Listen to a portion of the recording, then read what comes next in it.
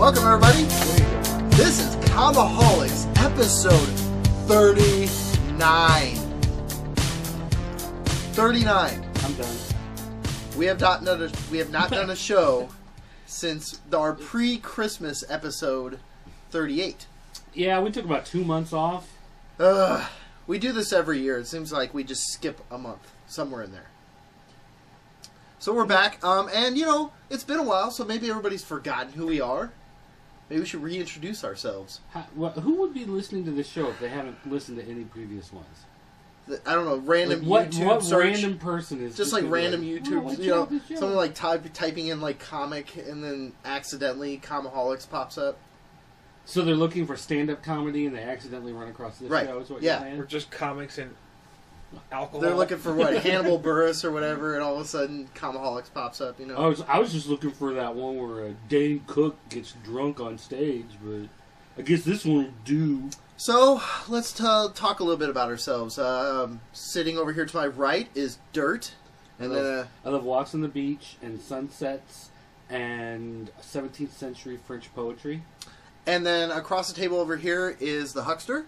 And I'm rocking some scotch. Got some homebrew.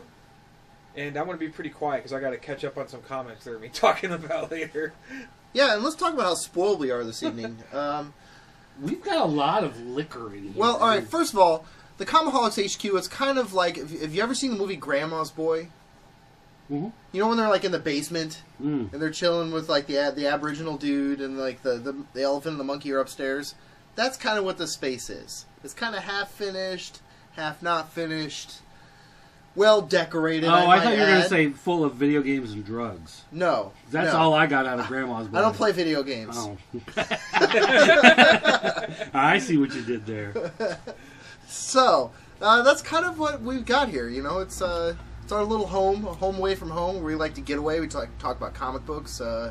Most importantly, we talk about your off-the-cuff stuff, not necessarily the big titles, but we do cherish the big labels like Marvel and DC, Image, Vertigo, such and such.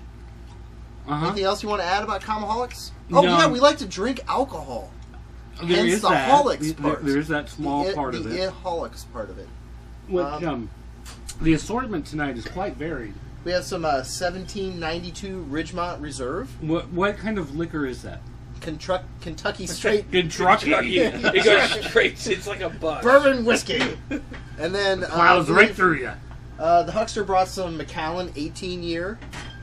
We've got some... We got some old smoky Tennessee moonshine still sitting here. I'm going to be drinking some of that in a little bit. And we're also drinking homebrew Scottish ale, as well as a local microbrewery, Obed and Isaac.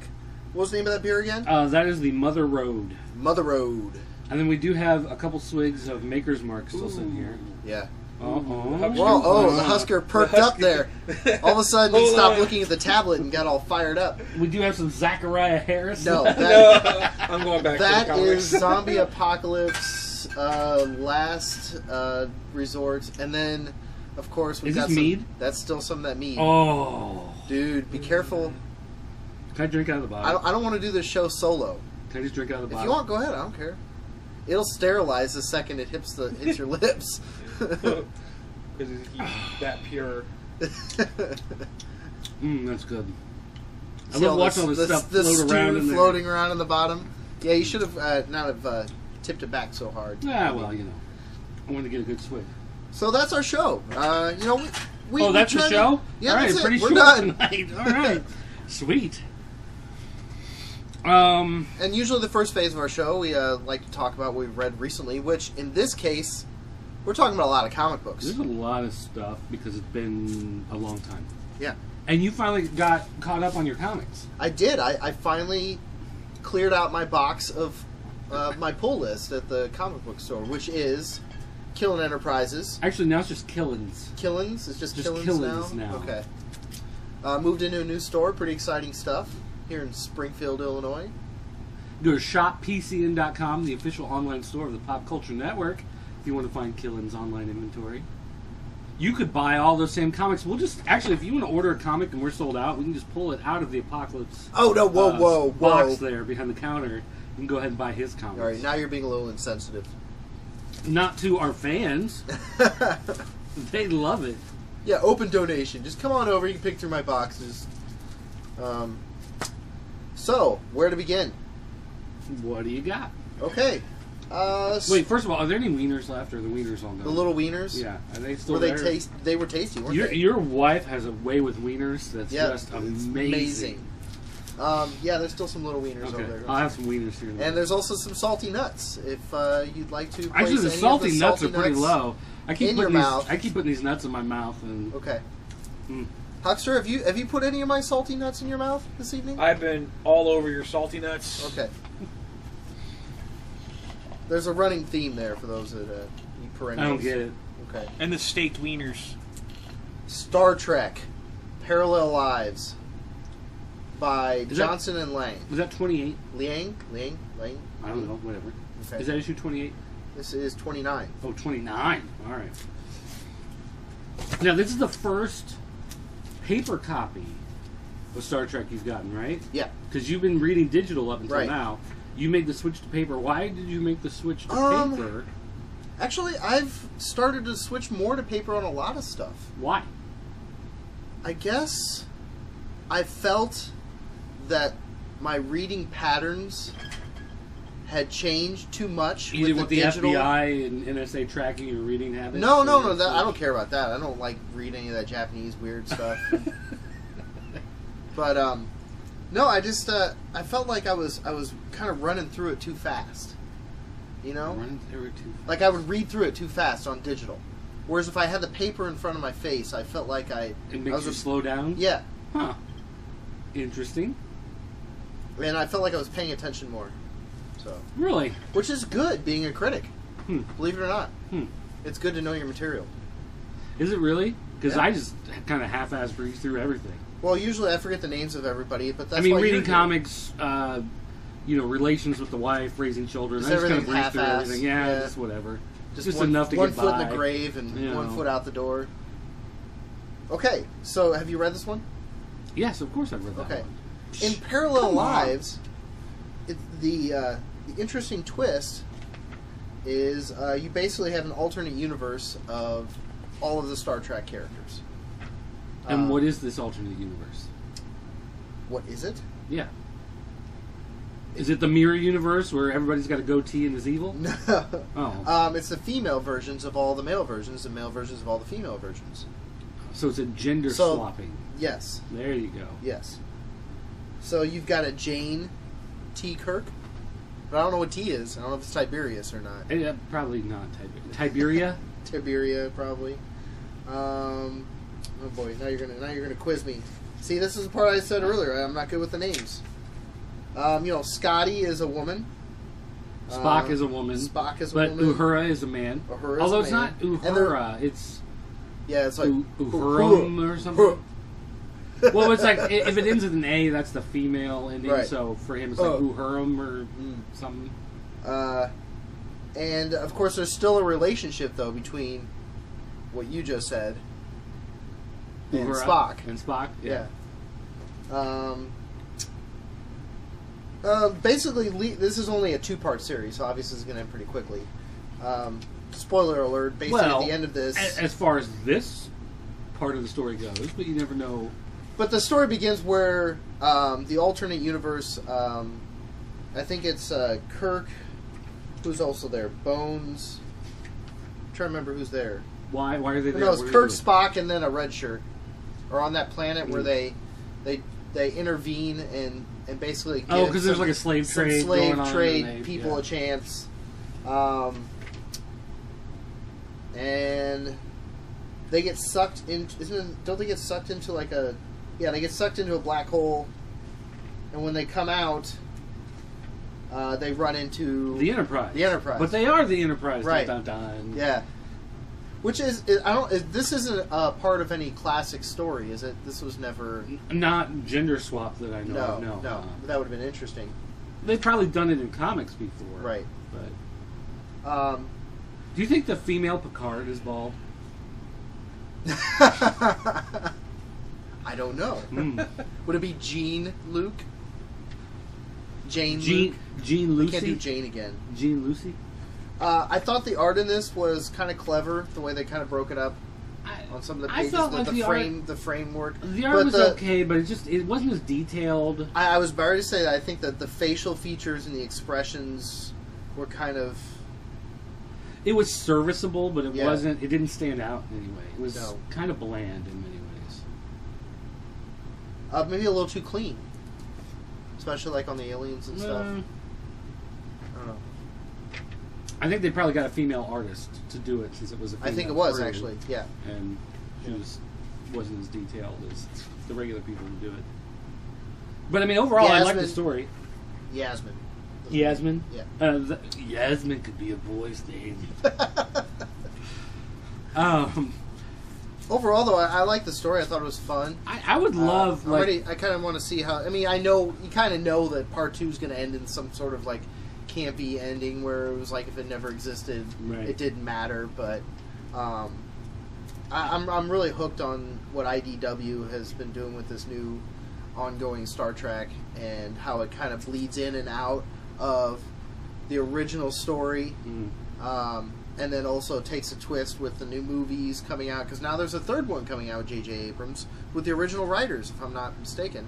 So I'm pretty excited about that too, and I'm sure in the next year or so there'll probably be another tie-in included in there. You know, I was kind of thinking that after this two-part story's done, if they were to bring back this female crew and do like a 4-part miniseries or something, like showing their universe and just how things are really? different. Are you that intrigued I would by read the... it. I would read it. Really? Yeah, I think I would. Huh. Okay. I would too. Because I think they handled it pretty well. I mean, it's a story, the idea of switching Yeah, the boys are the girls and the girls are boys. It kind of seemed like it fit, you know, when they were describing the personalities. Because, you know, that's the first thing you're looking at. Do the personalities match? Right. You know? Because even, like, you could tell that there were some things that were different. Like the way, like, Jane Kirk was worrying about, like, well, now that I've got Khan's blood in me, what happens if I try to have kids? Oh, yeah, that's right. That's a good point. Yep. Did you read all those already? Or can you not figure out how to get to the next issue? I didn't. I just was interested in this one. Oh, all right. You guys hooked me. Overall, Then I couldn't figure out your tablet here. Would you even call that a mini-series? What do you call a 2-part series? A vignette? A 2-part series? 2-part series. Mm-hmm. A 2-parter? A twofer. I think it's something else. All right. Moving on to something else. It's called Running a Train, right? Where you've got a whole bunch of issues in a row. How about Walking Dead 119, 120? Okay. I'm just diving right in here into the good meat and potatoes. I don't think we talked about since like 116 or something on this show because it's been a while. How often do these come out? Well, they've been doing 2 a month for the last couple months because they've been doing it a lot faster. Well, let's just talk about the most recent then, and I'm sure we can lead into the rest. I mean, I'm kind of fuzzy on a couple issues before that. Well, first of all, what's going on in the Walking Dead universe? Well, this is no spoiler. I mean, 120's been out, so we can. Should we also talk about the show, maybe? Let's talk about the show first. Mid-season premiere. So it's season premiere tonight. What do you think? You want to do that first and then the comics? Why not? You brought it up. Okay. All right. So basically, they're at roughly where issue 49 would have been. Right. The prison has fallen. Rick and Carl are back on their own. You don't see anybody else except Michonne kind of wandering through the woods. But otherwise, it's pretty much just the Rick and Carl story for most of the episode. I noticed that this one was actually written by Kirkman. Like I noticed in the credits that it came up, he's the sole writer on this episode. The way I started to see things tie in, it had that Kirkman feeling to me. What do you mean? Justify your comment. The relationship between Carl and Rick, that torn relationship where Carl turns on Rick for a short period of time, that happens in the comic. I don't remember where. Right. But it's actually an important part where Rick acknowledges that Carl's a man. So he's that grown was up now. Yeah, I felt that was a pinnacle part that Kirkman put in there for a reason. And then, yes, it is only about Rick, Carl, and Michonne. So there's that whole question mark about what happened with the rest of the crew. Which I think they'll talk about in the next episode next week. But that's also very Kirkman style, where he would do that in the comic, where he would carry on with one story. Well, he would follow Rick because Rick was the center of his story, right. And they get separated, and then he would meet up with them later. Right. Whereas I think the TV show will actually go into their stories more when they're separated, just because they can kill more time. And I think they've definitely ramped up the cinematic view, the perception of what's going on. Like in the very beginning, when they're zooming down, basically like a Google Earth, right down onto the tank, and the zombies are swarming the tank. That was really cool. The one thing I kind of thought about the episode, though, was it felt like there was a whole lot of, I'm going to stand here and stare at this wall. I'm going to stand here and stare into space. I'm so? Carl. I'm going to stand here and stare at this door. I mean, there was just like a lot of him staring at stuff and I think brooding, and and they're trying to make you think. Obviously, they're trying to make you think what he's thinking. Probably. I mean, I'm not necessarily saying that it's unnecessary for the story or anything like that, but it was just kind of like, a lot of it. I wanted more action, I think, out of it, considering how much action there was in the last one. It was like you're kind of on that high of all the people dying, all the stuff exploding. I was expecting more strife leaving the prison. A little bit more panic and a little of trying to get away. Yeah. As opposed to, it seems like, we went... Oh, we'll just walk away. Yeah. We've taken 10 steps now, so now we can just kind of saunter on down the road. And the whole part with Michonne walking, because she basically, like, lets two other walkers walk into this barricade, chops off their arms and their mouths, and makes them her puppets. And there's this whole part where she's walking through this field, and all these other zombies are completely surrounding her, but they're all following in the herd. Even though she's still sweating. Yeah, she still smells like a living human. Yeah. In the past, they would have to, like, cover themselves in corpse guts. Yeah. Yeah. So I had some problems with that. I think we talked about it during the show. I think he did it just for, like, a story purpose, but from a logical standpoint of the quote-unquote rules of the zombie universe, it just didn't make any sense. Right. It was only for the sake of showing her kind of losing her humanity and then deciding she wants to regain it again. Well, and then... Like, she didn't want to go back to being that cold, unfeeling person. Right. I love that is what ruined your suspension of disbelief. It's like in a zombie story? Yeah. She was in a pack of zombies. Well, she's like walking with all these zombies, and it's like, why aren't they eating her? It's like common sense would think that. But I think the part that Kirkman was trying to make was the physical transition for her was to basically slaughter all the zombies around her in order to get over herself, to snap out of it. It was almost like, in a sense, which I don't think that was her intention. It was almost like she lured all those zombies out to that field just so she could have a heyday with them. I don't think so. I think she was going to go back to her old life where she was herself. She was not going to be... And then she changed her mind? Yeah, she was not going to have connections with any other people because it sucks when you lose people. Why bother to make friends? Because they're all going to die and you're going to lose everything again. And so she was just going back to being cold and heartless and surviving. And she's watching the zombies out there and she's just thinking, like, I don't want this. Like, I need people. Like, I need to have other humans in my life. I can't just wander around anymore. So then she just gets pissed off and just starts slaughtering everybody, and that's when she goes back to the trail. Right. And she sees the footprints again, and she decides to follow them. Because she saw them the first time, and she said, no, I'm not following the footprints. I'm going off my own way. And then she came back and said, I've got to follow these footprints, and I have to be around humans. She needs to get back to humanity. Yep. Well, it just turned out that it was Rick and Carl's footprints. And also very Kirkman style, if you think about it. Kirkman has a knack for, like, putting you in a scenario where there's just, like, utter chaos and action, and then centralizes on certain characters, and, like, totally takes you off that path. You know what I'm saying? So, I think it was well done. I think this first episode... it was exciting, even though it didn't have that kind of impact that the season finale did last season. But I don't know.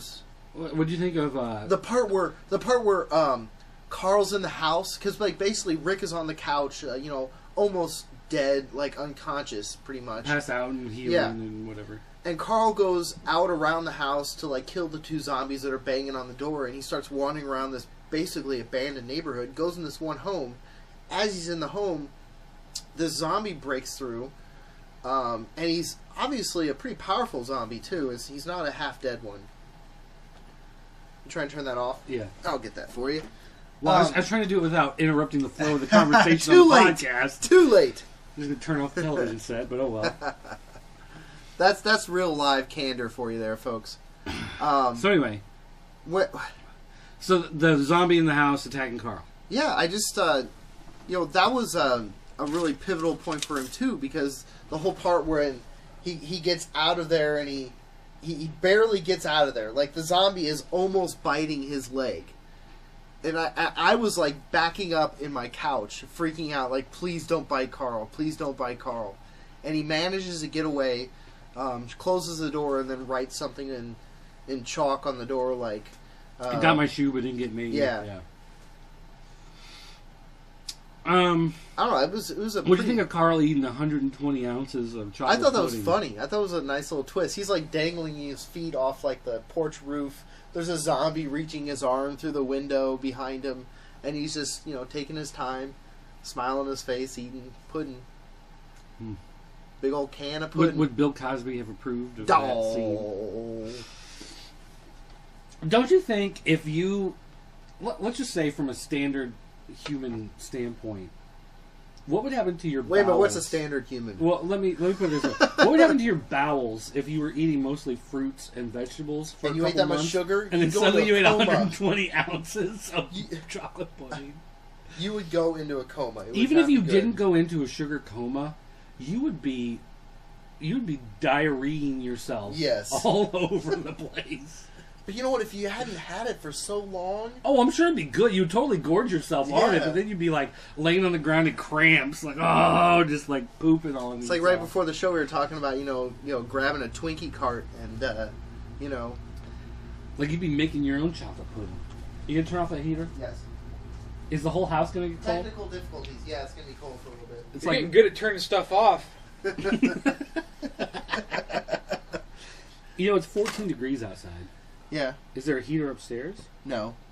Well, if we have to leave it on, then you're going to have to edit the sound. Just go ahead and leave it on. All right, People we're can gonna have listen the to sound there. No, they can just listen to the hum in the background. Well, Who cares? It's very, very cold outside. Wind chill, I think tonight is supposed to be like -10 or something. So, not looking this forward to that. winter has home. to end. It has to end. Oh, well, it will, because this summer is when global warming actually starts. Oh, okay. Yeah, because up until now, they thought it had already started, but it was just getting ready. Okay. So this summer is when it actually starts. Gotcha. So this will be the last winter ever. There'll never be snow or cold Well, again. I better have another pour of 1792. I like the sound of that. That's awesome. That little poop Yeah. at the end. The sound of loneliness. Cheers. You want some more? You want some? I'll have some of that, yeah. All right, okay. Yeah, you've already drank your stuff that's okay. Now you can drink his vile Swill. refuge. Or swill. It's got to be better than Zachariah Harris. Yes. Yeah, that is the sound of loneliness right there. The sound of one hen clapping. So, moving on to Walking Dead 119-120. In 119, Negan had the face-off with Rick. Everything was disbanded. Negan had gotten away. Rick was already back at the camp, right? I don't know what issue things happened in. Okay. Well, I'm just trying to summarize leading up to 120. Basically, in 120, Negan confronts Rick back at the camp. And he has what appears to be... Oh, he's got that girl. Oh, no, that's 119. He has the girl. What's her name? And she has a bag over her head. And he's like, basically, I'll give her bag, whatever. He releases her, and they take off the hood. And she's a zombie. And she's a zombie. And then Negan and his men start chucking grenades over the wall at him. So that leads us into 120.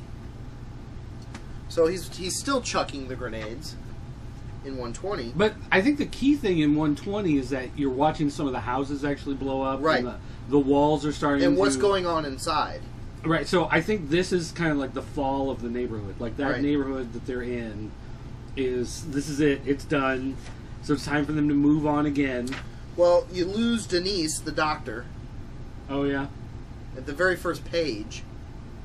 And that the was it the woman with it, or was that a man with the dreadlocks? That guy, gal, person, That was a woman. woman, her. Yeah, yeah. She dies. They have this thing where chicks sometimes get together. Oh And yeah, I've heard of that. I don't know.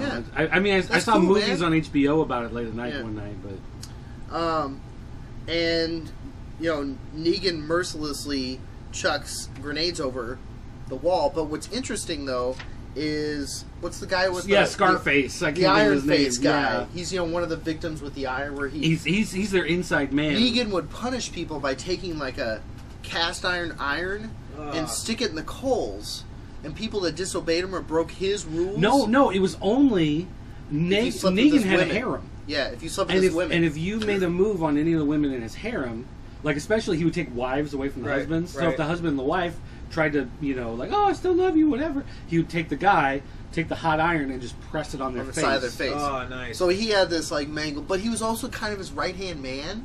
He Weird. was really twisted. Like a Stockholm syndrome in thing. several Yeah. issues before, maybe even like 20 issues ago, it was kind of revealed that he wanted to turn on Negan. That it was... Is it Negan? Negan? I've never heard anybody ever pronounce it but us. I think it's Negan. Negan? Yeah. Okay. It's a bizarre name for a bad guy. I still struggle with that. Well, he Anyways. tried doing Bill, but Bill the badass just sounded kind of silly, so he tried to find something a little different. So He's basically... probably like a hockey player with this name, and everybody in the world in The Canada... dude's name is Gary. So Gary... That's his name, Gary. Oh, okay. He turns on them. See, Gary doesn't sound like a badass. No, he sounds No. like a wimp. Gary sounds like the guy who fixes your copy machine. Hi, Gary. Gary is Gary Indiana would never Gary. turn on Indiana us. Gary. So basically, Gary starts turning on Negan's men, and He starts giving grenades to the people inside the Yeah. neighborhood so they can throw them back out. right. Try to even the odds a little bit. Rick starts running, trying to. Grabs Andrea and Carl and runs away. Right. That's a picture I put on Comiholics episode 39 On That's Facebook that only 5 people can see. right. So good thing you pointed that out to the listening audience. Exactly. You can't even track it down and see anything. But there's an explosion where like Carl gets knocked down, and Rick freaks out. yeah, Because because it looks like he's dead. In the meantime, Carl looks like he's dead. Half his face is Yeah, gone. yeah. His eye is just kind of...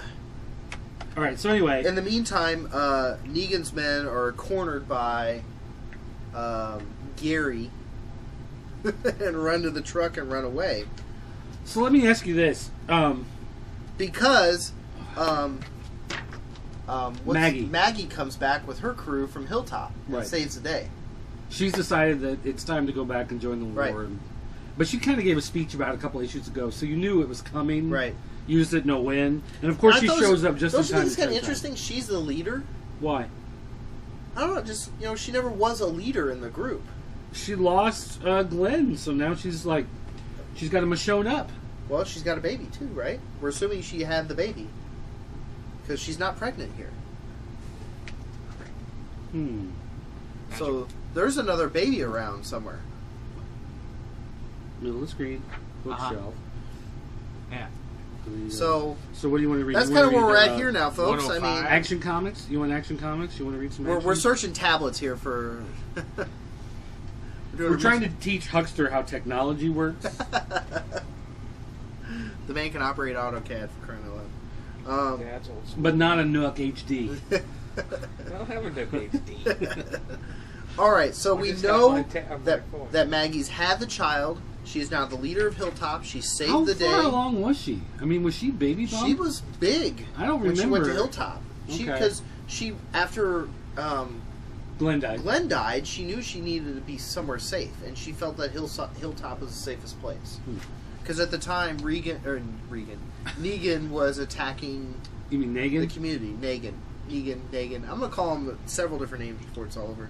Call him Bradley. But it's funny, but when Negan finally gets his group back together and they start to challenge him on, well, what did we really accomplish, we don't have our base anymore. He's like, yeah, but look, we blew up their place with grenades. Where's the fire brigade? It's not like there's a bunch of fire trucks that are going to show up and put the fire out. They're screwed. We've blown up their entire community. So, which kind of like brings things back to Empire, reality. It's kind of cool. It's like, yeah, actually, that was kind of brilliant. I mean, so the Empire has fallen, right? Yeah. Like, did they? Because The they went and Negan attacked. Empire, the Negan No, Empires. no. Or the Kingdom. The Kingdom. The Kingdom has fallen, right? The Kingdom is gone. Because where Ezekiel had the tiger, they came back and attacked Tiger's there. dead. And so that has fallen. So the only place left is the hilltop. So now they're all going to run back to the hilltop to try to take control of that because it's the only place left. You mean Negan or Rick? Both. Yeah. I mean, Good point. Is there any other place for them to go? No. Or at least not that we know of. Right. Maybe Negan has another like hidden harem building somewhere.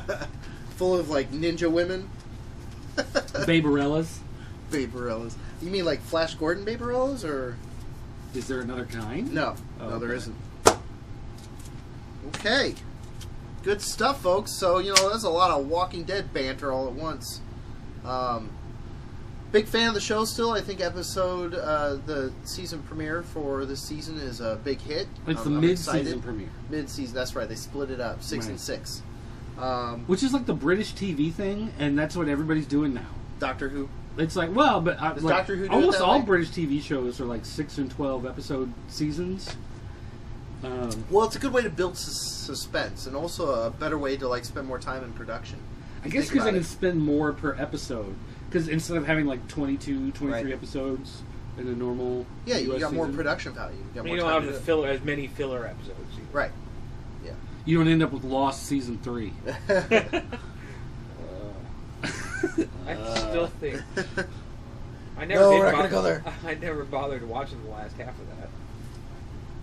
So it was okay. The last couple seasons were okay. But and I was talking All right. about this on the Walking Dead TV show. How you were on the Walking Dead TV show? No, I was talking about when we were watching it. Oh, okay. How right before, I was expressing how nervous I was when Carl almost got bit, Uh-huh. and there was some rumors going around that Rick was going to die or whatever. But I think Carl is still the main character for both You the think TV. it's Carl and not Rick? No, I think it's Carl.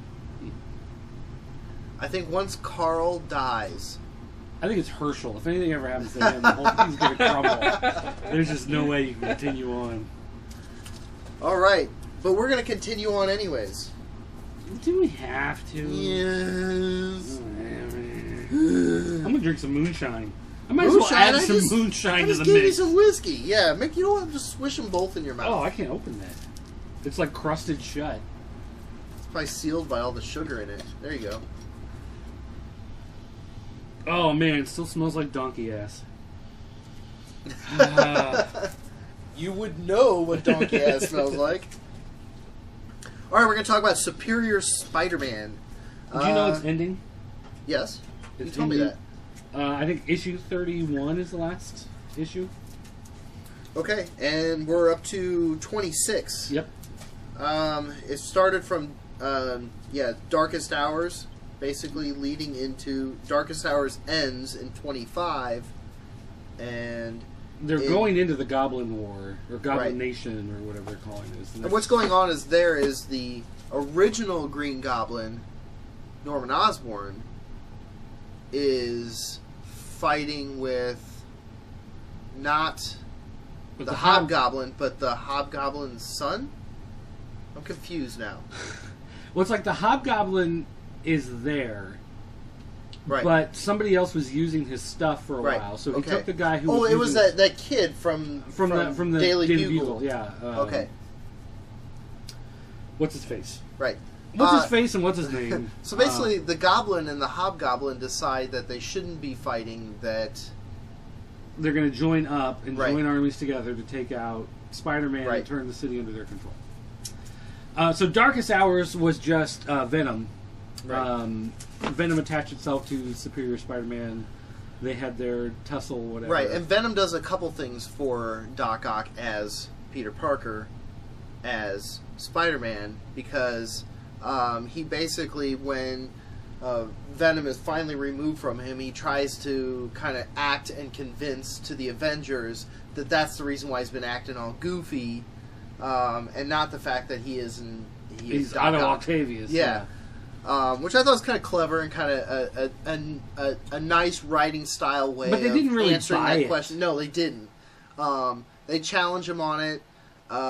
They confront him again for the second or third time. And so he quits the Avengers. He quits, jumps out the window, and off he goes. The other thing, though, with Venom is that when Venom takes control, Otto is using a lot of his willpower to try to maintain control over the symbiote. And while that's happening, it somehow allows the mind of Peter Parker to reemerge from his psyche. And that's what kickstarts Peter Parker back. Which... Okay, for the record, Dirt is very happy with the transition of Peter Parker to Doc Ock. I myself would like to see Peter come back. As far as I'm concerned, this is the first real big interesting thing that... The first time you had a villain that basically got away with it, right, but then finds himself wanting to redeem himself for winning. And this was like a fantastic idea of, every time a hero fights the villain, you always know that the hero is eventually going to win and come out on top. And they finally said, we're changing the dynamic. We are letting the villain win. And winning big. Like, this was a big deal that he won. Not only that, he's an Avenger. Well, but not only that, it's like he finally conquered the hero, but then took over his life. So he gets all the spoils of the good life, right? That he stole. He basically, in fact, was able he tries to kind it. of perfect it. He tries to make Peter's life better. But when he takes over Peter's life, he gets the implant of Peter's memories, and it changes who he is because it makes him the hero that it made Peter. Right. Because in Otto's mind, he had that life. He thinks back on his life, and he's having Peter's memories, and so it's changing his outlook. Like, he understands the loss of Uncle Ben. It's almost a mix because you see a little bit of... Yeah, he still remembers some things that he did as a bad guy, but then he also has that feeling like he's got to redeem himself for doing that. And so it finally made something that was interesting and different from a major publisher. But then now they're just like, oh, okay, well, by the way, the hero's actually going to win out in the end, and he's going to come back, and it's going back to the status quo. And, also, we have to... I would like to give some acknowledgments here. I mean, we got Dan Slott and Christos Gage that have been pulling off this writing style for a while now. Which I didn't realize Christos Gage was doing it. Like, I thought it was all Dan Slott forever. No, it's a collaboration. Is he on the later issues too? Yeah. 25? Well, I don't know before 24 here. What about on 25? Yeah. Is he Gage? Gage? Is he on 26? No, he's not on 26. He's not on 26. Okay, so he only helped the Venom. The Darkest Hour. Darkest Hour, basically. Alright. Good stuff. I mean, great twists. Part of me feels for you. I get what you're saying about having a villain get away with it, but for some reason, it's just not right to me. It's like you just can't do this, But here's the other thing. It'd be no different than, for me in my eyes, it'd be no different than like if Captain America died and somebody took over his body and it was a different soul. You just can't do that. Didn't they do that? Did they? Didn't Red Skull? Red Skull took over Captain America? I think. I don't know. You know better than I would. It can't end that way. I think it was a good run, but you can't leave it that way. Here's part of the problem. Here's part of the problem. Everybody who was freaking out about it.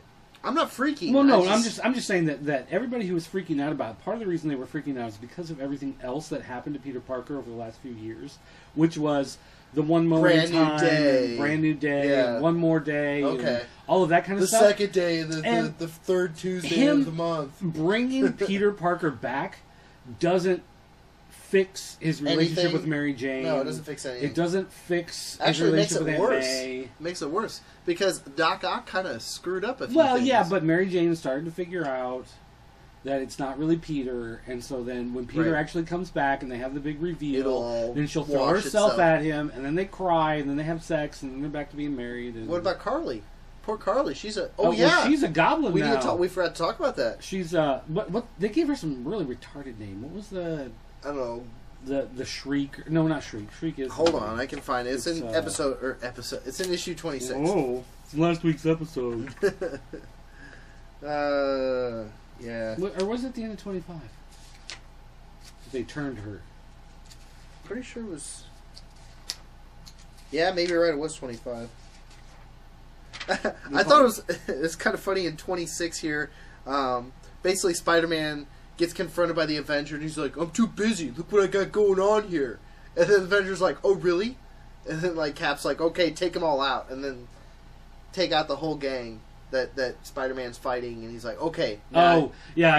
Okay, now I know what you're talking about. I was kind of confused there for a second. What the hell are you talking about? Although, do you read Superior Spider-Man Team Up? I like the first one. Okay, all right. Well, in the last issue of Team Up, Daredevil and Punisher basically come to Spider-Man and they go, something's wrong in New York. And it's because of the upcoming Goblin War. But they go, there's something going on, we don't know what it is, but we can tell that something is starting to build. And so they go back to Spider Island, and Goblin has infiltrated Superior Spider-Man's army. And so the whole army basically turns on Daredevil, Punisher, and Spider-Man on Spider Island. Huh. And they start pulling out like pumpkin bombs and attacking them. Huh. So now the three of them have to fight the entire Spider Army, and the issue ends, and then you read the next issue of Superior, nothing about it. Really? So it's like... So it's like it never existed. Well, I don't know if it's going to... Like, if it's going to catch up. Like, that story will end in Team Up, and then suddenly in Superior it'll be like, oh, did you read the last two issues? You know, that's where it happened. Blah, blah, blah, whatever. Huh. All right, so back to Carly Cooper. Yeah. What is she called? So Carly Cooper, they make her part of the Goblin family. They like splice her DNA or whatever you can randomly do to make somebody. Don't you think it's kind of a waste of the character? And they call her. This is her opinion. name. This is what they call her. This is I don't think this is a registered trademark, but her brand new villain name is Monster. Monster. Wow. That's really in original. green letters, capitalized. It's official. she's the Marvel Monster. Yeah.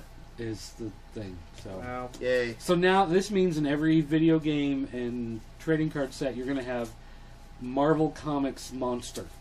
Because they can't just put Monster. AKA Carly Cooper. You can't trademark the name Monster, so it'll be Marvel Comics Monster. Ugh. So, And so she's done. what did you say? How many issues we have left of Superior? Just till 31. 31 is the final issue. That's where it That'll ends. put us probably about March, April, May. It'll be May. the month after Amazing number 1. So Amazing number 1, and then Superior 31, and then Amazing number 2. Huh.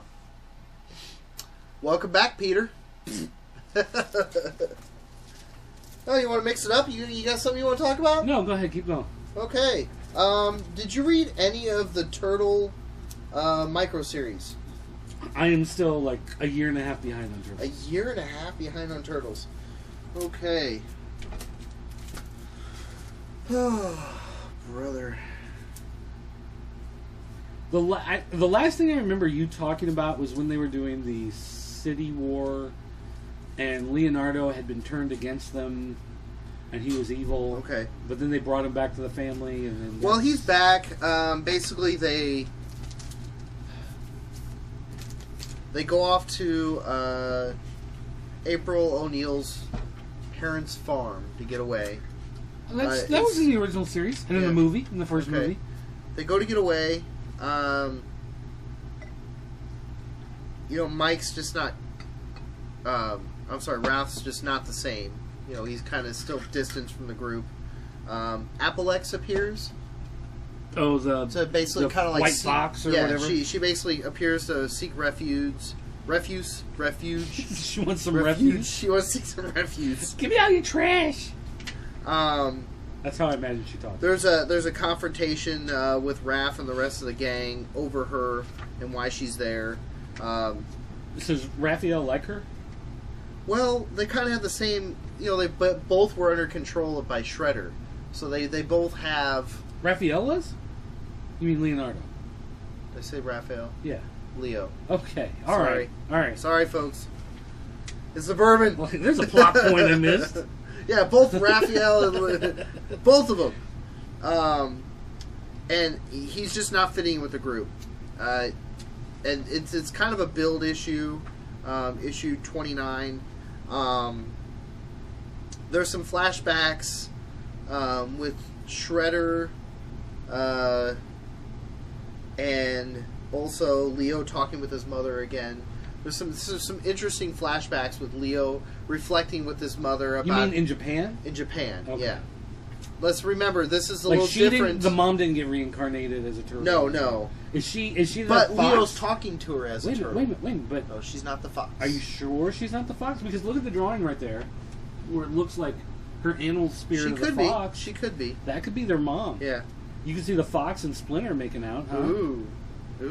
The cat and the rat. But this is just On a a boat build with a issue. goat? There's not a lot going on And the in House this with the Mouse? issue. And the Cat in the Hat.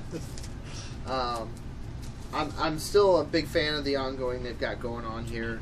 I think Eastman and Waltz pretty much. Have you been reading all the tie-ins and spin-offs and everything? Not all the spin-offs other than the micro series stuff. Did you read the Ultron Empire? Yes. Fugitoid? Yes. Just issue 1. I believe it's the only issue Yeah, that's issue out right one's now. the only ones that are out. Fugitoid has always kind of interested me. So Fugitoid. Why does Fugitoid? Well, because Fugitoid is the scientist, and the scientist who is helped Krang develop the Technodrome, which the Technodrome is what he needs to use in order to control Earth. Why did he help him make the Technodrome? Well, he was captured and manipulated. And, So just say no. well, I don't know. I mean, die for your cause. Don't He be a tortured him. wuss. He tortured him. Yeah. Stockton doesn't realize that the scientist has been turned into Fugitoid, and rigs Fugitoid to try to help him escape at this point. I don't really want to catch up so much, so you're just going to have to bear with me. You should know where we're at right now. Let me just ask you this. Like, does it feel like you need to read that if you're reading Turtles, or does it just feel like an extra thing? No, this off to the does side? this does take part in what you feel. I feel like this is going to build into the regular ongoing series. Okay. You see a little backstory of Krang, and in this issue was great because you see Krang's father, because Krang's father is basically the emperor. He's self-proclaimed emperor that he's out of control. He's led the Ultron Empire to basically go across the entire galaxy, trying to claim all these planets, stretching the resources thin. Krang still supports his father, although the other, what are they called? There's a name for them. Brains. Yeah, the other brains. Tentacle brains. Are realizing that his father is just leading the Empire into destruction. There's basically a rebellion against Krang's father and Krang. Krang barely makes it out alive. Isn't that cool? I like that. This guy here, he basically starts the rebellion and takes out Krang's father and goes after Krang. So how do you feel like this is going to tie into the... Well, I mean, that's only 5 or 6 pages of that. And then it leads back into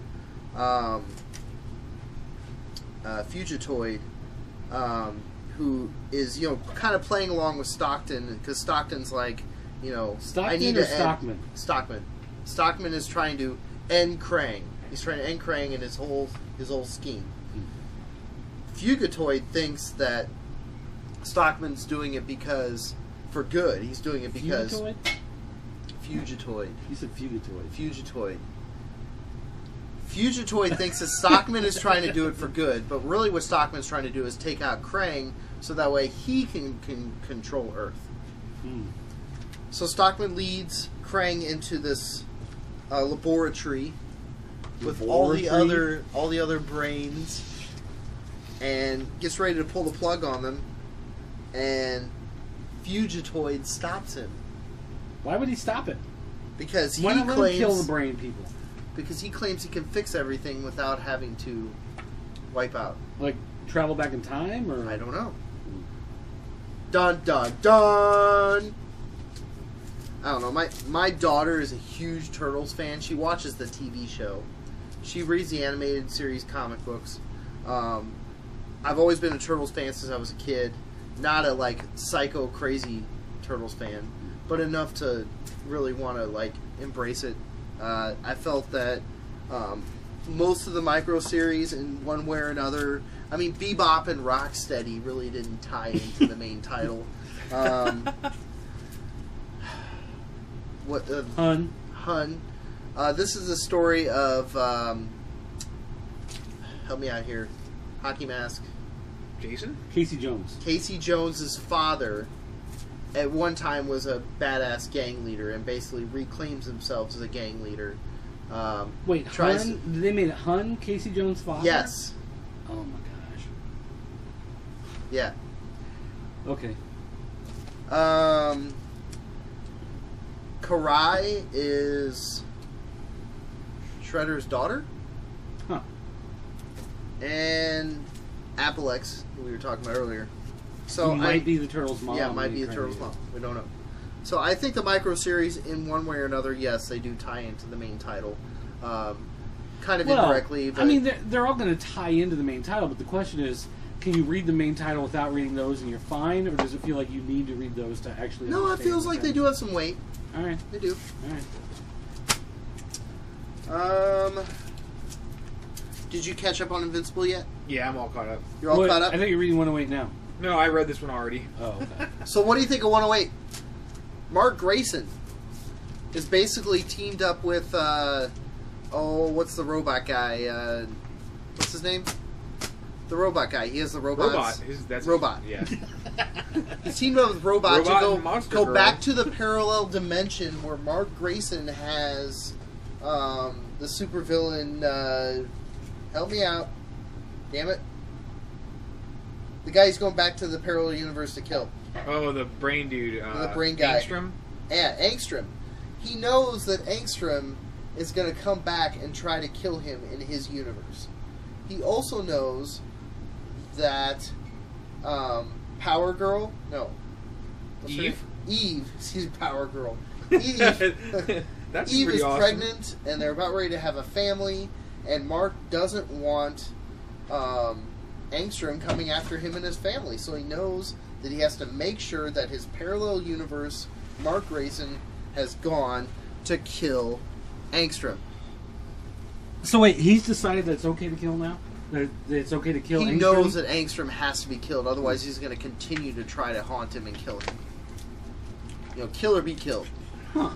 Now, Eve's not very happy about this. Atom Eve is not very happy about this. Is she still chubby? Yes, she's pregnant. Okay. She's pregnant. Well, but She's they made her... still kind of hot, dude. She put on a lot of weight, though. I don't know. I was thinking that too. I was like, Still kind of sexy, you know, a little weight. It's okay, a little junk in the bit of trunk. woman on my woman. That's all right, you know. We like a little meat around here. We're in the. We're in the Yes, Comiholics. what? guys Huh? say. You were- Yeah, you were we're gonna say in the there? tree. We could talk about this stuff.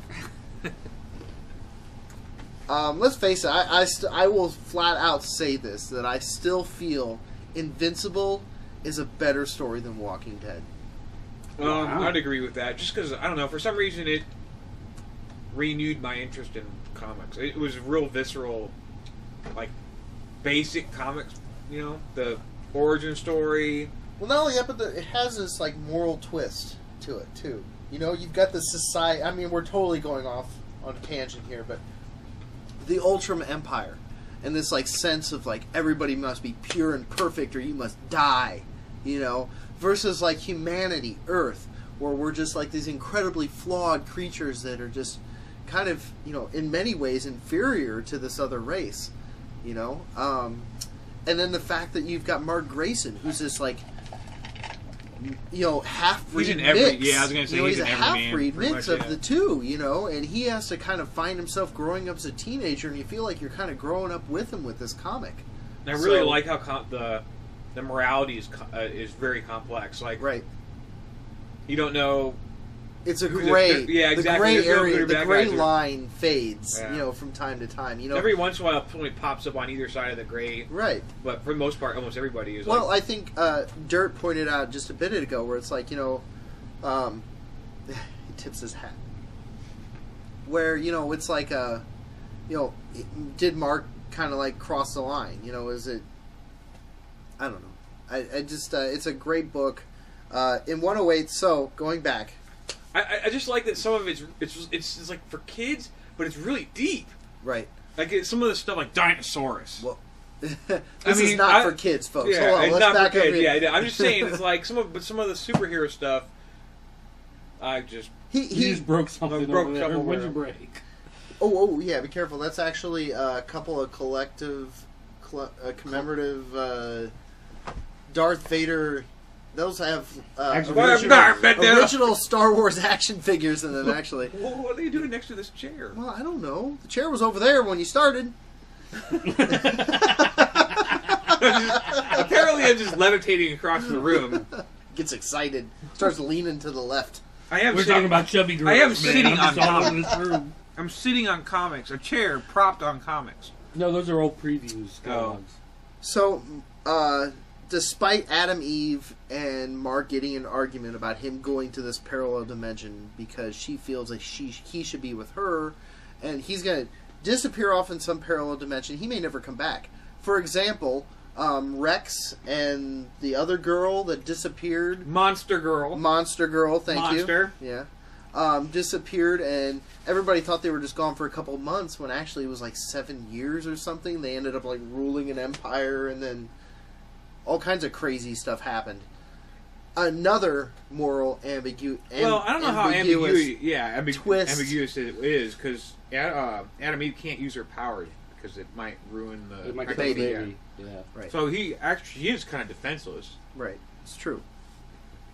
So he's like, you know what? Screw it. I'm going anyways. He put his foot down.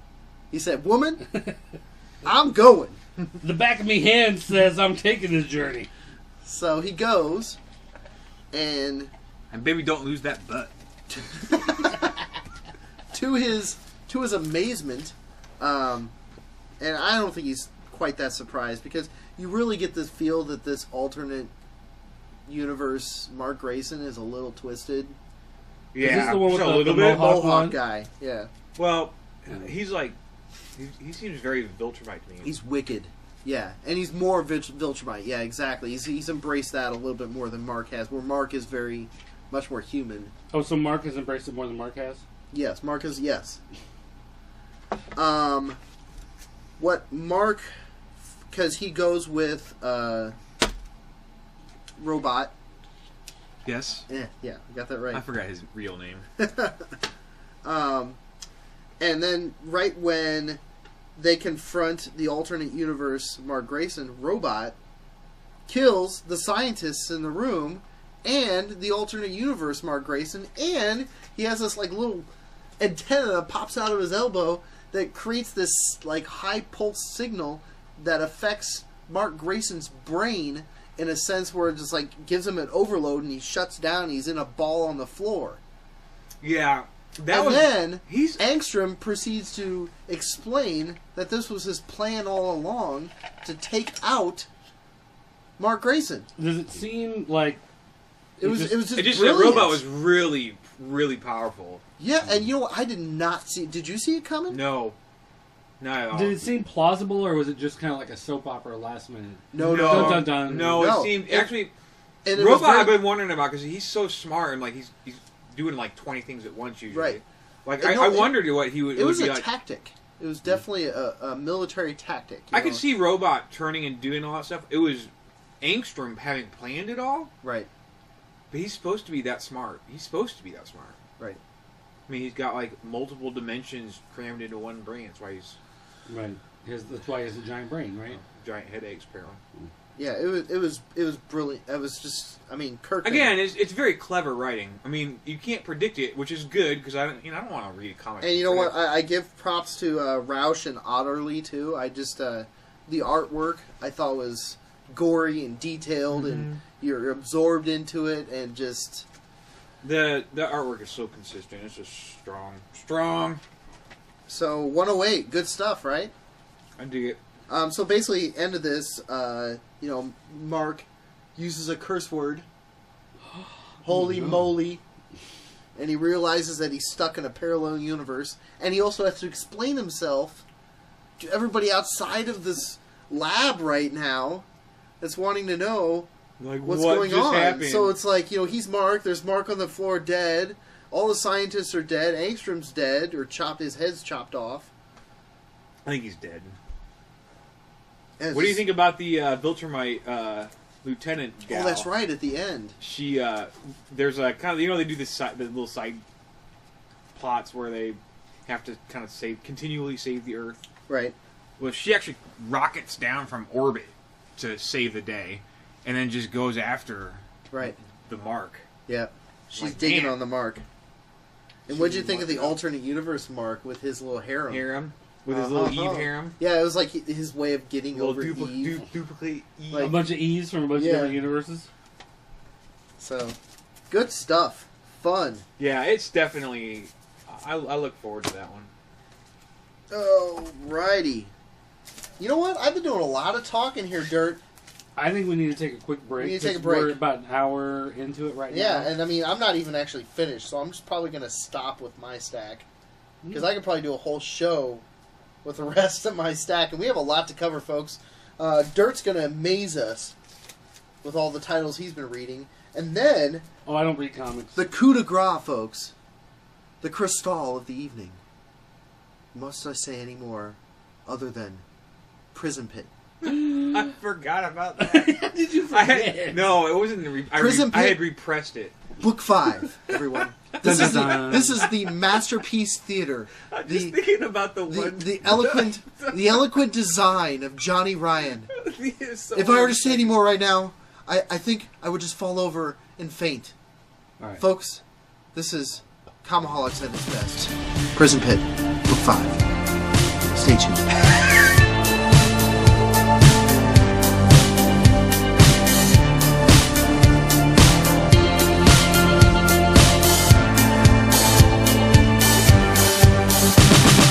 Alright, welcome back. This is episode 39. Comiholics. Why are you shutting off the music, huh? What are you doing over there? I don't know if anybody wants to hear some Merle Saunders and Jerry Garcia, but, whatever. Merle Saunders? Merle Saunders. So anyway, it's been about an hour since we took our break. Has it really? Wow. Just An hour about. and one false start. Yeah, we did start once. We had 15-yard penalty. totally had to scrap that one. I haven't even I blame refreshed you my for that one. drinks. I blame you for that one. Is it my fault? That was your Okay. fault. You should have saved that till after the show. That was wrong for a halftime show. All right. All right. So, Dirt, fill us in. What have you been reading the last 2 months? Well, let's see. I would love to tell you what I've been reading for a while. But you don't really want to tell us? No, I said I would love to. Okay. That means I would. You would honestly love to tell us. Let's see. I've been reading Star Trek. Let's see. Oh, What Star Trek let's 28? talk about Star Trek. All right. Have you heard of Earth 2? Yes, that's the alternate universe of the DC universe. Right. All right. Well, I tried Earth 2 when it launched and quickly You gave got up on really upset when they had the thing that. the thing with the thing. Yeah. With the thing. So the thing was. Why were you upset with Earth 2? No, I didn't like it. Just like in general, the first thing they did was they killed off Batman, Superman, Wonder Woman, and then just used all the other characters. So, like, Aquaman is the best character? No, it was like their Red Robin is now Batman? Their version of Green Lantern, their version of Flash, their version of Hawk Girl, and it's like those were like the main. Hawk Girl's the it main was character? like, meh. Wow. Lois Lane is the Red Tornado android. What? Yeah, it's weird. But anyway, since Batman was one of the first characters, it was kind of weird because Batman returned. And suddenly there was Batman again, and made you think, well, who the hell is the Batman if Bruce Wayne is dead in this alternate universe? Right. So they released an annual, I think about a month ago, Earth 2 Annual number 2, which is the origin of the all-new Batman of Earth 2. So I was like, well, it's a standalone, it's an annual, so I can just read it without reading the series. It's written by Tom Taylor, who's the guy who's been doing the Injustice comic. That's which is really cool. Like the #1 selling digital comic worldwide. Way cool. So I was like, I'll give it a shot and check it out. And so basically, this tells the story of the father, Thomas Wayne, okay? When he was shot and supposedly killed, he faked his death. Okay. He and his wife were kind of into the underbelly a little bit of Gotham City, and they had a drug habit, and they made all this money and everything. They were rich and successful, but then they also had like the seedy side to them. So he owed a lot of money to different people for drugs and some of the stuff. So he decided that his death would be the best thing for his son, because then everybody believed he was dead. There was no longer trying to collect the debts. Kind of like not tarnish the Wayne family. Right. Okay. So he decided after he got shot that he was just going to assume a new identity and let his son grow up to believe that everything was shiny and wonderful and happy. And of course his son became Batman. He got killed in the line of duty. So then Thomas Wayne decides he is going to take over the legacy of Batman in order to honor his son. Wow. So that's who the Batman is. So Thomas does he go through like a redemption of being this like underbelly kind of castaways, socially unacceptable person? Well, I mean, yeah, basically he cleaned up his life afterwards, more or less. Okay. But he. What's the artwork look like on Thomas? Oh, you mean like with the outfit and yeah. everything? Here, let me see if I can find a good shot of it. Because this basically goes all the way back through his history and the reasons why he did everything. Is Bruce's mother still alive too? No, she died. Okay. She died for real. And then he should have died, but he was able to... I mean, I'll be honest with you, I have absolutely no interest in Earth 2. So, I mean, I'm glad that you're covering this, because I have no clue what's going on in this I wasn't a big universe. fan of the idea, but I thought I would give this story a has shot. there always been an Earth 2 in the DC universe? Yeah. The idea was, in the 40s, okay, you had all of these characters. You had the Superman who worked at the Daily Star instead of the Daily Planet, who had married Lois Lane. You had Batman who had married Catwoman. And this has started since the 40s. And that was DC Comics in like the 30s and 40s. Okay. You had Dr. Fate, and you had Wildcat, and you had all these World War II pulp heroes. And then in the 50s, sales were down real low, so they basically relaunched everything. They came up with Green Lantern. Okay. That's when they so had the new that Flash. became Earth 2. And so what they said was, well, they just cut off the old characters and discarded them and made a new version. And then after a couple of years, they said, well, wouldn't it be neat if we brought back the old characters, but they said it was a parallel universe. So then they started doing these crossover stories where they would go between the two. That's kind of the twist that I've always enjoyed with DC. Oh wow. So that's Batman of Earth 2 now. So it's a striking... Okay. And it's still... I mean, you look it's at it... It's almost simple, but... It looks like Batman, but it goes with the red accent. Yeah. And almost like a Red Robin / Batman. Well, and it just adds, I think, a different look to the character that... It still instills the fear. It's and, not as complex, real kind of... And it's still iconic. Yeah. It still stands out as that look. Well, that's interesting. That's a little bit of history I didn't know about DC. That's one thing that I've always admired about DC versus Marvel is the way they handle their timelines. Yeah, Marvel has what they call a rubber band continuity, where it's like it stretches back only so far, and then it kind of pulls everything forward. Big Bang Theory. Well, think of it this way. Captain America. Captain America fought in World War II. He fell, he was frozen, they thawed him out later. Okay, technically they thawed him out in the 60s, right? He became part of the Avengers, and he's been ongoing ever since. Well, with the rubber band continuity, every so often they talk about how, well, he was thawed out, instead of in the 60s, he was thawed out right before the Vietnam War. And then he was thawed out after the Vietnam War. Right. And then he was thawed out in the 80s. And then now, someone was talking the other day about he was thawed out after 9/11. So it's like his history only stretches back 10, 15 years, no matter what period of time you're in. So now it's 2014. He thought out in like 2002, 2003. Funny little anecdote. One of my Facebook friends posted. Her name is Kelly, and she posted she was really frustrated with the new Amazing Spider-Man because it's like, why can't he be a man? It's like he's always this teenage boy. Why can't he be a grown man? And I posted back, well, that's the difference between Marvel and DC. Well, I mean, technically Marvel is forever young, and DC the age. He is. I mean, technically he's in his 20s. I mean, but he's perpetually in his 20s. Yes. He's never a real man. It's like he's always like this man boy. Right. And that's what DC does a little differently. Is they actually say, okay, we're going to change the history so that everything is still kind of there, but it's like a parallel universe. Kind of like what they did with the Star Trek reboot, so to speak. So anyway, like I said, I'm not a big fan of the whole Earth 2 thing, but I thought that was a really neat story and a neat take on the character and a good way to explain. So would you think that our listeners should maybe pick it up and give it a shot? If you read the Earth 2 annual just as like a standalone Elseworld story, like that Superman Year 1 hardcover they came out with or something along those lines, then yeah, it works as its own story. You don't need to know anything else about the universe. You don't have to read anything else. You can just read that one by itself, and it's okay. So I did enjoy that quite a bit. Punisher #1.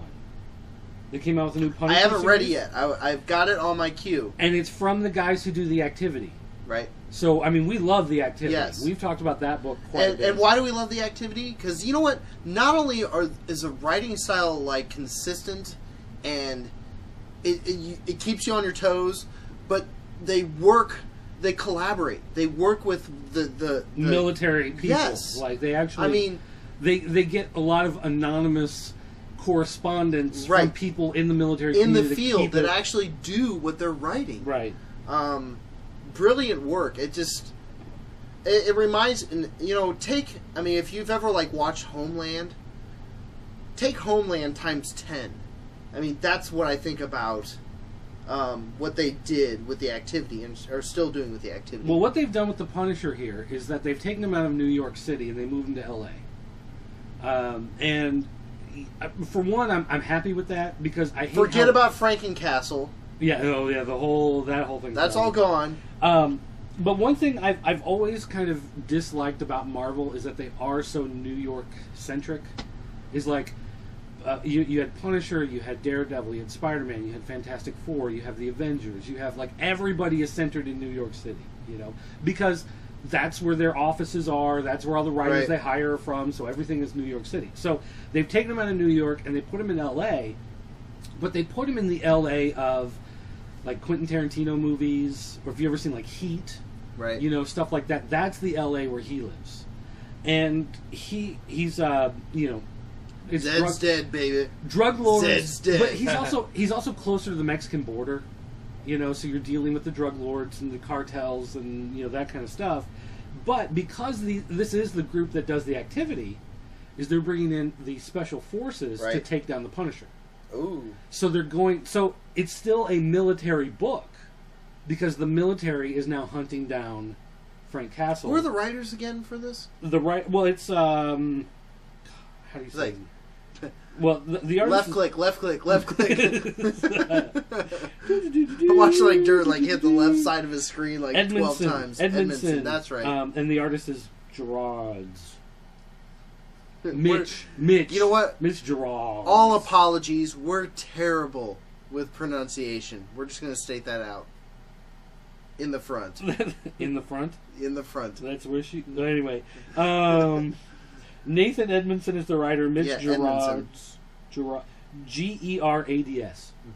Mm-hmm. So is it the same from The Activity? Exactly? Yeah, it's the same two guys that do The Activity. So the art style is the same, and I love the art style. And so you get a really good feel. What you're going to get from that art is a consistent frame by frame flow where it's easy to follow from page to page. It's not really complex. You're not looking at for example, I was going to talk about Marvel Knights Spider-Man, where it's like this crazy kaleidoscope right. of like patterns that like lead into the center of something where you have to like stare at the page and wait for like the sailboat to come at you, you know. Well, and he does a good job. One thing that we've but talked about, it's like it keeps you going. One like, thing we've talked about before is that there are artists that are really good with panel flow, where if someone's pointing a gun at somebody, they're pointing the gun in the direction of the next panel right. that you're going to read,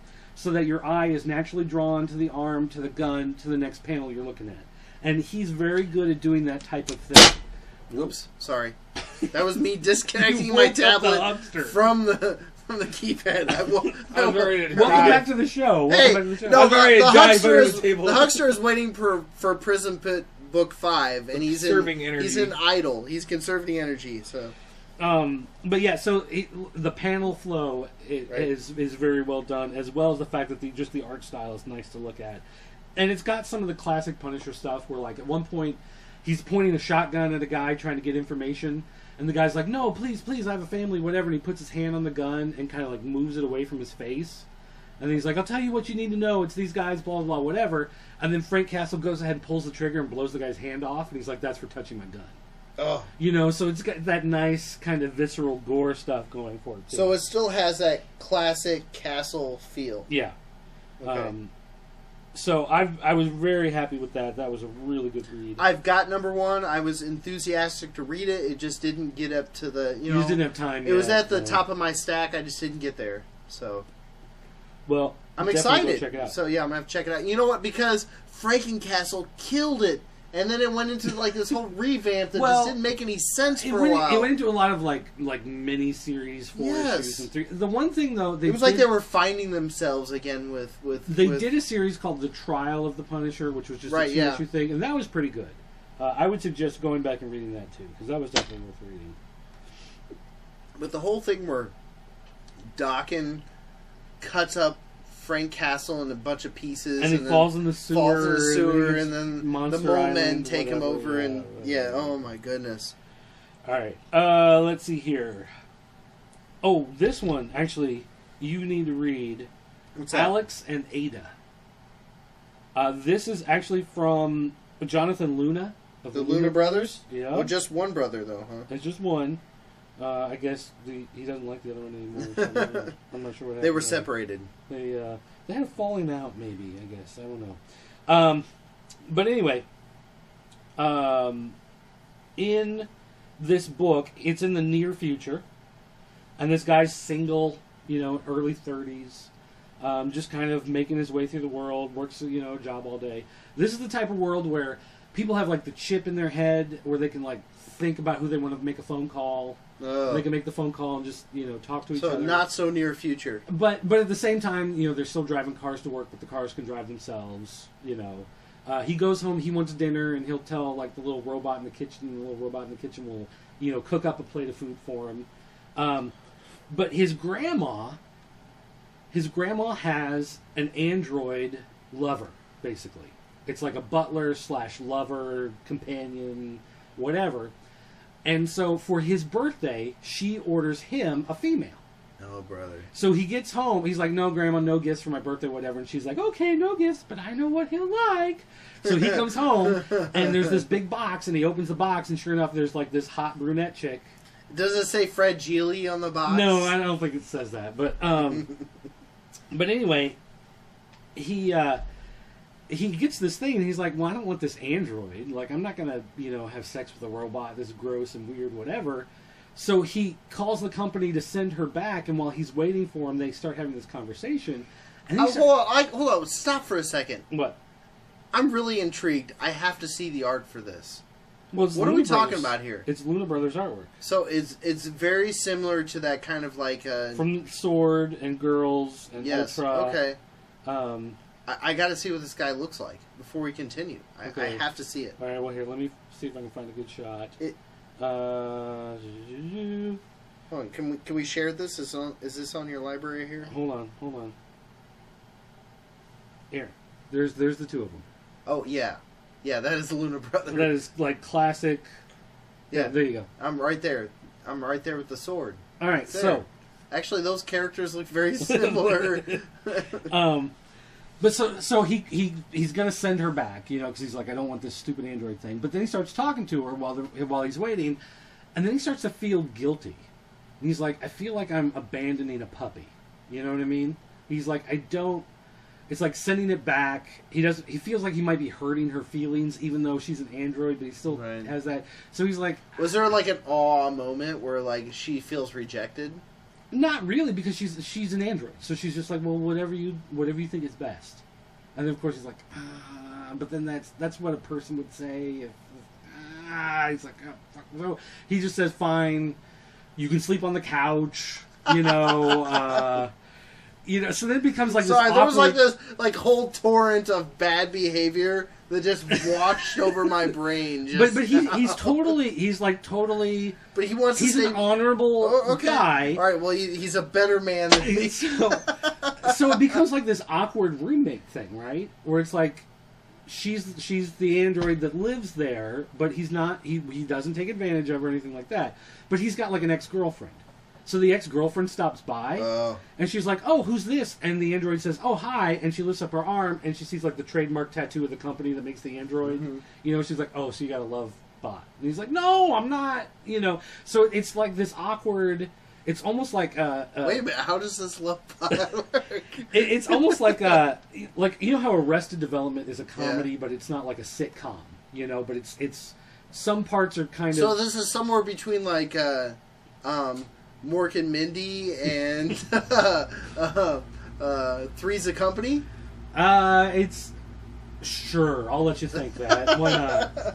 It's kind of like Teenage Mutant Ninja Turtles and Deliverance. Somewhere in between sure, there. I got it. Somewhere in between there. Squeal like a pig and listen to what Splinter tells us to do. So I've enjoyed it. Okay. You know, it's just it's a good type story. How many issues are we deep in this? We're only 3 issues deep. Okay. And he's starting to, because he feels like there's more to this android than it's just a machine. Like he feels like maybe there is something more to it. Like it does have a personality. Maybe it does have a soul. He doesn't know.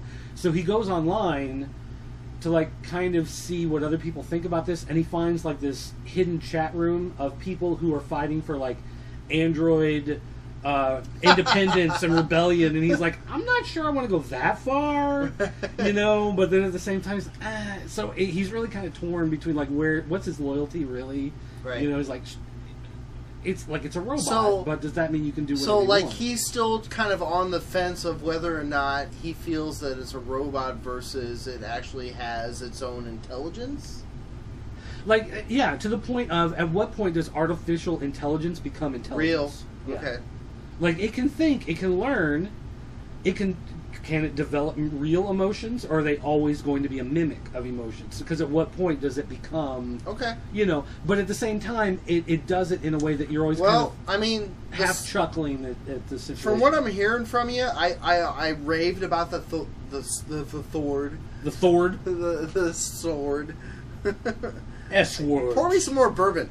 Oh yeah, that'll fix your problems right there. I raved about the sword. It sounds like... which Luna brother is this? Jonathan. Who's the other one? Joshua? Josh. Is it Jonathan or Joshua? Is that right? We're horrible people. I'm going to pour some more bourbon, and that's going to wash away my sin on that one. Do you need some more bourbon over there? Actually, my glass is over here. Okay, there you go. All right.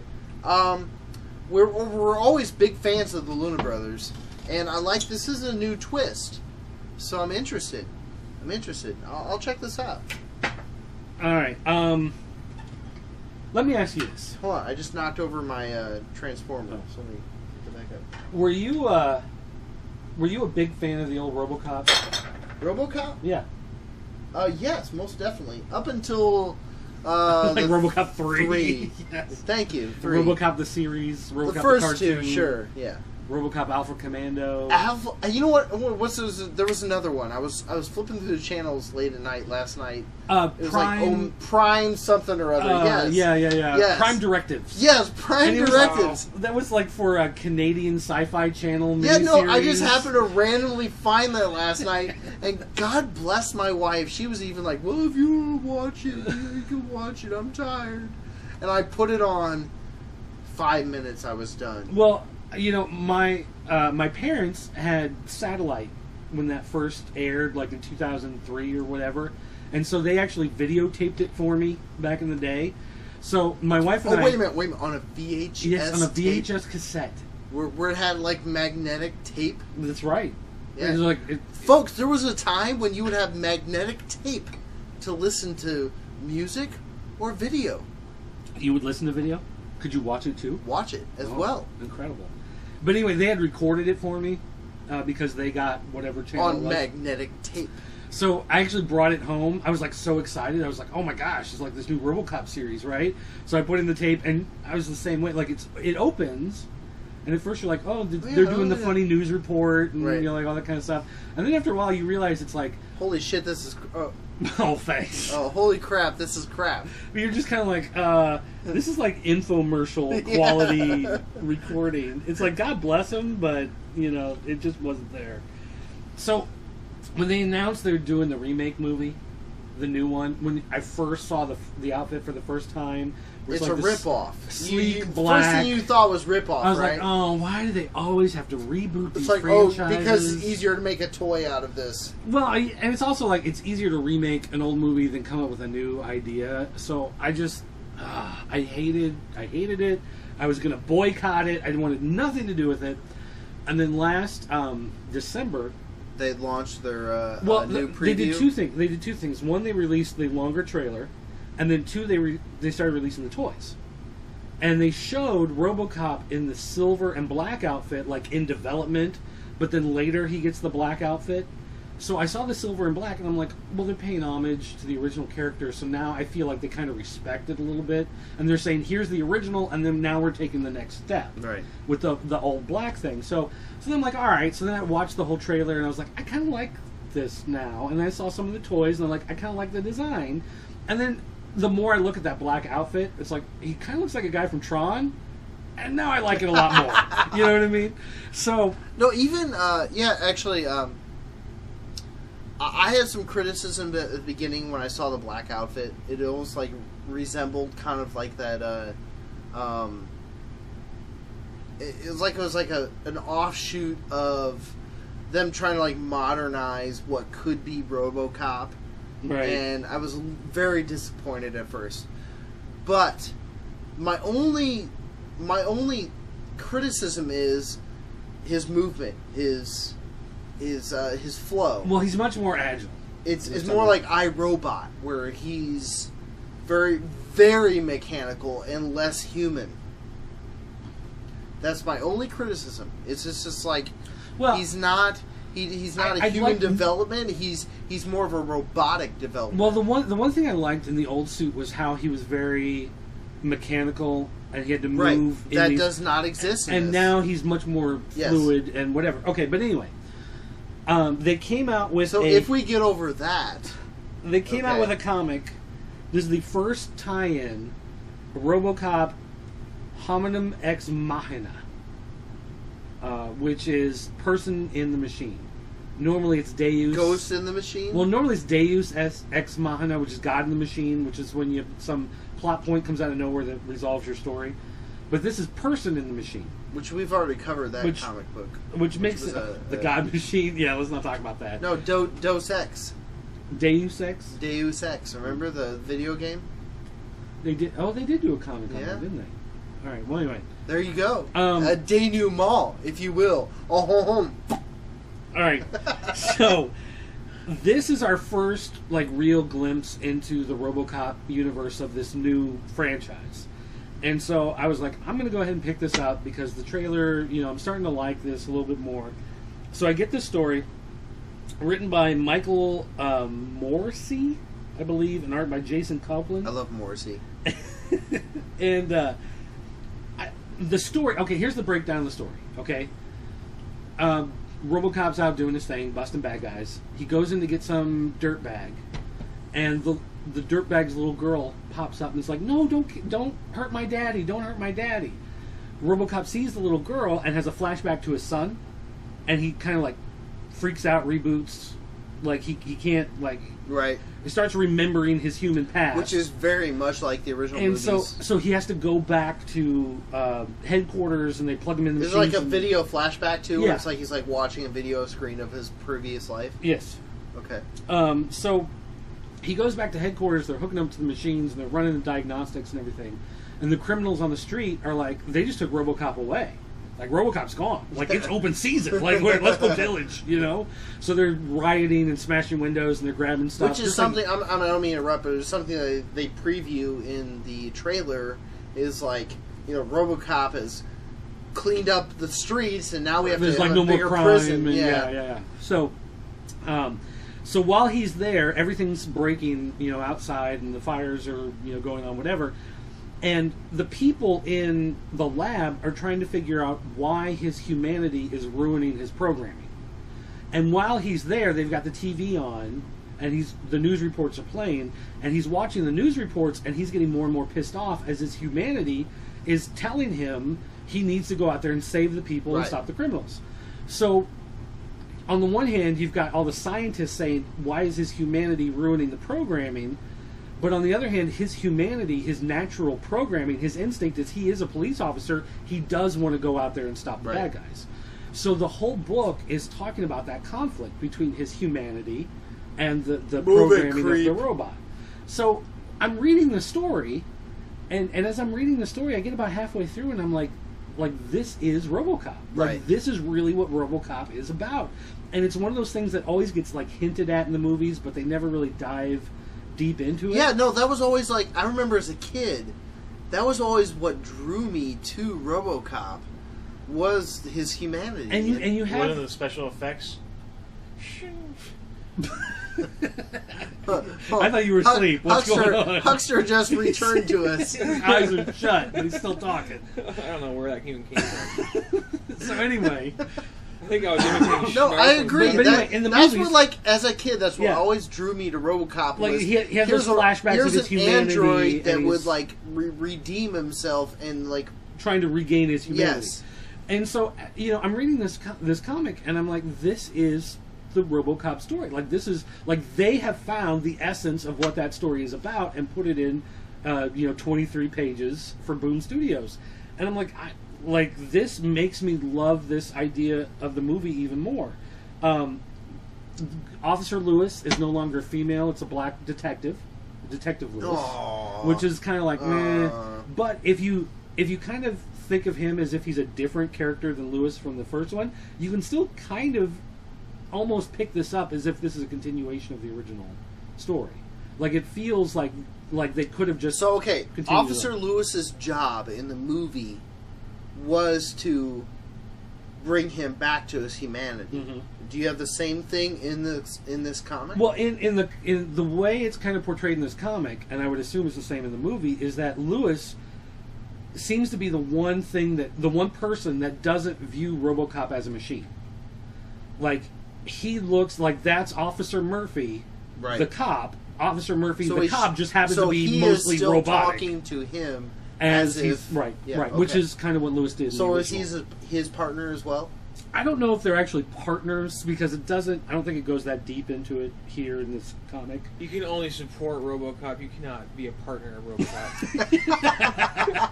All right, He has no equal. We're right now. We're slowly getting Huckster back into I was pop culture network right here. He's slowly getting back. And you know what? I think Dirt has finally consumed enough 1792 that he is also reverting back to this cohesive gel that is leading us to only one topic that must be discussed this evening. Oh, you're ready to move I- on now? Is haven't that what we're done prison? doing? I think we need to. You're trying to do a segue we need here? to cut the cord. The pit of We incarceration. need to cut the cord. I think RoboCop is a great lead into what must be The whole of the incarceration? Is the that what it's fifth called? phase of a masterpiece that must be discussed. No, it's the last phase. The fifth and It's I don't the think last it's the last. phase. No, it's not the last. It's not It's the not. last. This will be continued How Because can I it not think it be even the says- I finale? think of even says- Johnny Ryan's masterpiece, and I hope to God you're listening to to little baby Jesus. I hope you're listening. Johnny Ryan's masterpiece, A Prison Pit. Prison Book Pit, 5. Book 5. Stay tuned, folks. Oh, are we gonna take a break and then come back? Oh yeah, it's coming. You don't want to handle all 124 pages of story right now? No. Okay. All right, we'll take a quick break. And then we'll blow your mind.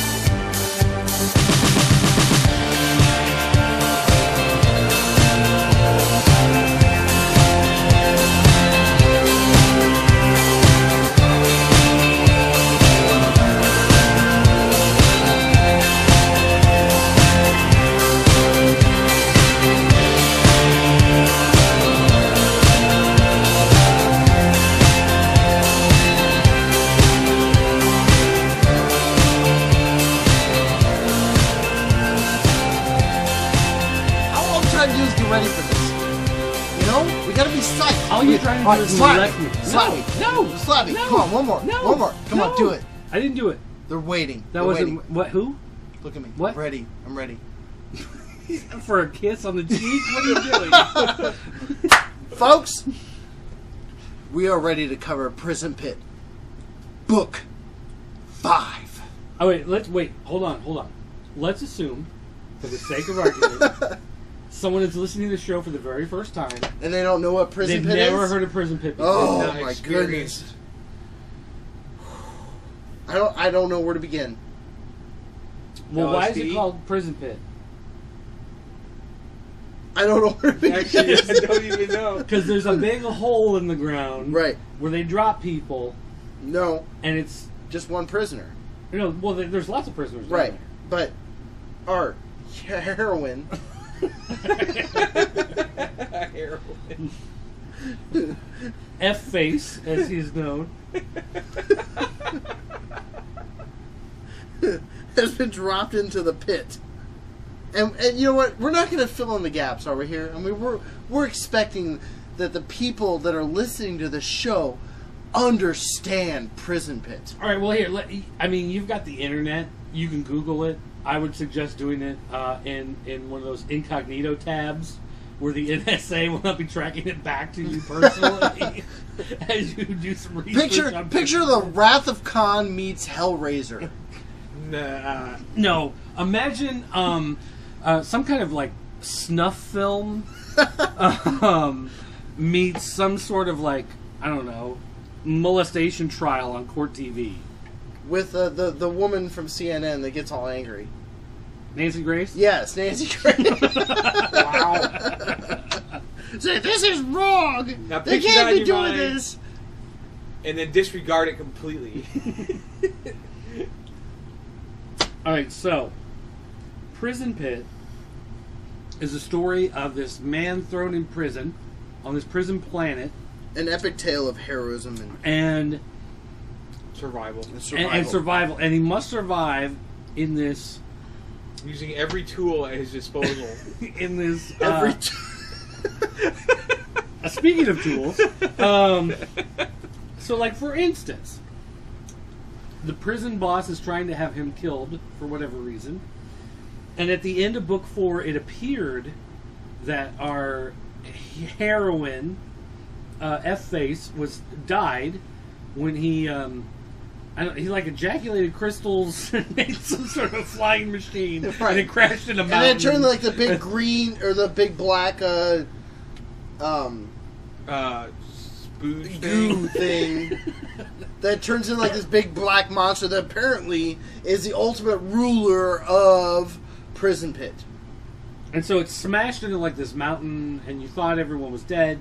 So this book opens up with the prison boss watching Wait a minute, the explosion. Does the huckster have a copy of this? He needs well, to be he flipping read this through. copy. I read it. You need to get another copy of this. Here, you take that one. Flow that. This needs to flow naturally, folks. Naturally, folks. We're not going to half-ass this prison pit. Right. We got a technology. Book 5 out. must be covered It's a appropriately. good thing that Dirt has like 5 tablets.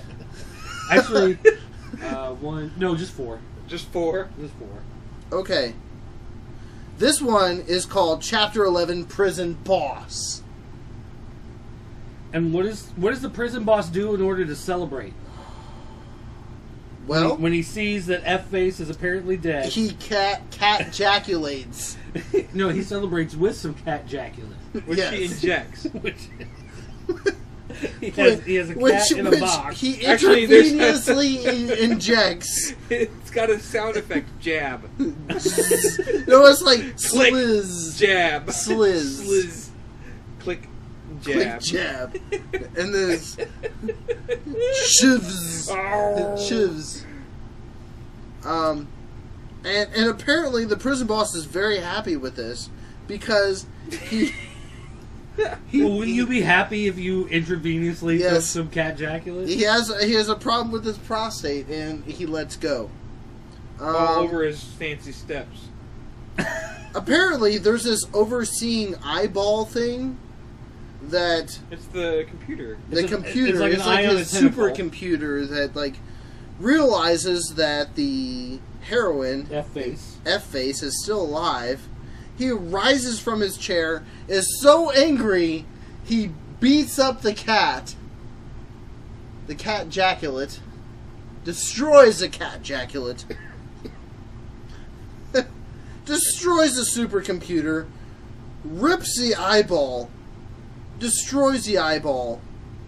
And then moves on to proceed to release the Holocaust brothers that must make sure that our hero pays for what he has done. He also chops one of his hapless minions in half with his bare hand. Right. Just to prove a point. One of his Including guards. chains and whatever else is in there. And there's even like a question like, should I release the Holocaust brothers? Really? The Holocaust brothers? And then he does a karate chop and chops them in half. How dare he? How glorious. What an effective leader. Glorious. What an effective leader. I mean, this is the kind of superior leadership that is needed to succeed in the prison pit. in the pit of incarceration. I mean, if you're going to live in the prison pit, you need to be the pit boss. The pit boss.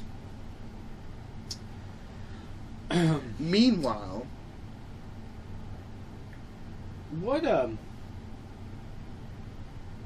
What would you say is the main overall theme of Prison Pit? interdimensional night slime. I was going to say survival at all costs, but I mean, whatever. I think that this whole night slime thing apparently is a superior being that exists on Prison Pit. What is night slime? I don't know. Well, what does it look like? I don't know. It's just like this big black blob with a bunch of eyeballs. It's like this dripping flying turd with eyeballs. And But that seems to trump everything. It's like, oh yeah, okay, you can use your scrotum to wield as a morning star. Well, guess what? I have night slime. My night slime trumps your scrotum with morning star capabilities. I'd like to see that fight. So the night slime appears, summoned Then- by the prison, the pit boss. Who then promptly liquefies, or he takes off his neck. Well, helmet. okay, going back to our hero, who still has his, what do they call that thing? His little worm thing on There's his a hand. worm. His, I'm not to use a better phrase, jism thing. It's By the way, battle- this part of the show is not for 13-year-olds. But 12-year-olds, you're in. No. Dirt. No. 18 and older must proceed from this point forward. It depends. I mean, like in Arkansas. Okay. It's like 16 with parental consent. You know what I mean? They By read no- this and that was Thursday. This, and by no way, is representative of Pop Culture Network. In the affiliates they're in. So in this what is this page 31 of 125, our hero has decided that he is risen from the rubble. He He's yanks still out. alive. He's still alive. He yanks out all the elements that have pierced him.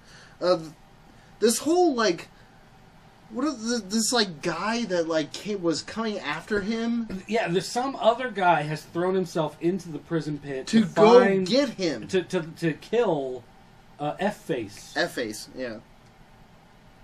Which leads into chapter 12. Slit.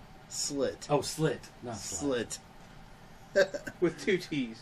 And the guy is like this. He's like a snake man looking with long greasy hair with the Vulcan ears. He's like a cross between like a Vulcan roadie for Leonard Skinner and a Mexican wrestler and a Mexican snake man. And without we have to exclude expletives in this because we try to keep this a good family show. Now the artwork, we quickly determined that they don't like each other. I think the artwork actually tries to draw a physical comparison between the two, where F-Face is bigger and bulkier, but they're the same species. But yeah, I think they're both from the same home world. So maybe like he like made his grandma because they both seem to have the same. They both seem to have the same ears. You angered my pappy. I'm coming to get you. So I'm coming to the pit to come get you. And you know what? That's like the first thing that drew to my mind was like, why is this guy after F-Face? You know, why does he want him so bad? And that answer is not, folks. That riddle is not solved. He says right here, you killed and raped every living creature on my planet. He's a boo F-Face. What are you talking about? No, I don't know what you're talking about. That's ridiculous. He would never do such a thing. They should have had a flashback episode. Okay. All right. So we continue. So F-Face is bigger and stronger, but it looks like the new guy is really kicking his butt. He's like the ninja. Yeah, he's like right super fast. But F-Face is not to be fooled. Once again, he kills the sperm arm. Stop everything. What? Johnny Ryan and his ability to take the most simple drawings. Okay, I mean Let's be honest. A 12-year-old could draw this. Okay, but there's a uniqueness to the storytelling. Yes. The way he does transitions, where like he zooms in on the oily interdimensional black goo, but then as you see the eyes form, it pulls back and it's the eyes of F-Face covered in blood, and not the black goo anymore. So he's got that ability to make these weird transitions from one to the other. But then, you've got stuff where he, someone will punch the other guy in the chest and break through his rib cage. And it just says SPT, right, and then the guy says "Ow, A-OK," as he's dying. And this universe, like, there's always these weird, like, tetrahedron, spike-covered objects, like, within the people that power them, but if you pull them out and you jam in your urethra, then it, like, grows super large and creates some sort of spaceship for you to fly in. Beast that, like, exists, that, like, becomes, like, a Sasquatch. Yeah.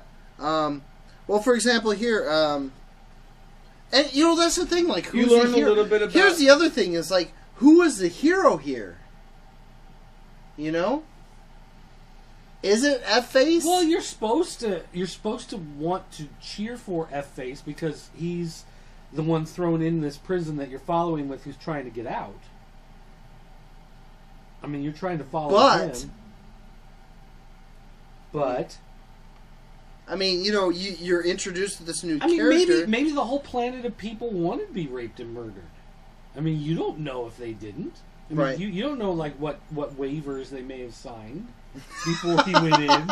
Is this like Breaking professional wrestling? murder all Oh, hold on. Dirt's gonna like take us back to professional wrestling here. Like, how does the contract work? Well, because do they need to sit down and negotiate this before they go into the match, or is this kind of like a fly-by-night thing? Like, listen, if your eyeball gets gouged out in the middle, then that's just what happens.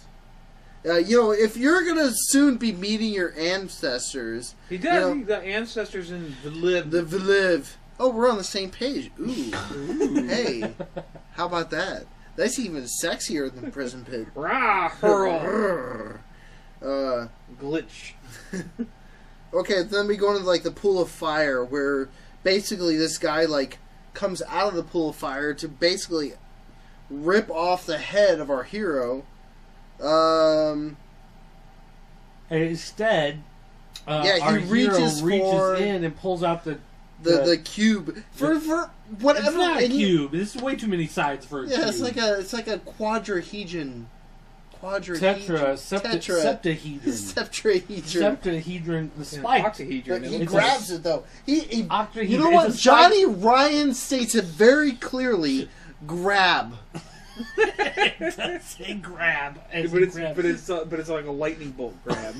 So it's like a super grab. Like he grabbed the heck out of that thing. He's punching through the guy's chest. Very clearly in the fourth frame it says he has been betrayed. It wasn't supposed to happen this way. I've been betrayed. Yes.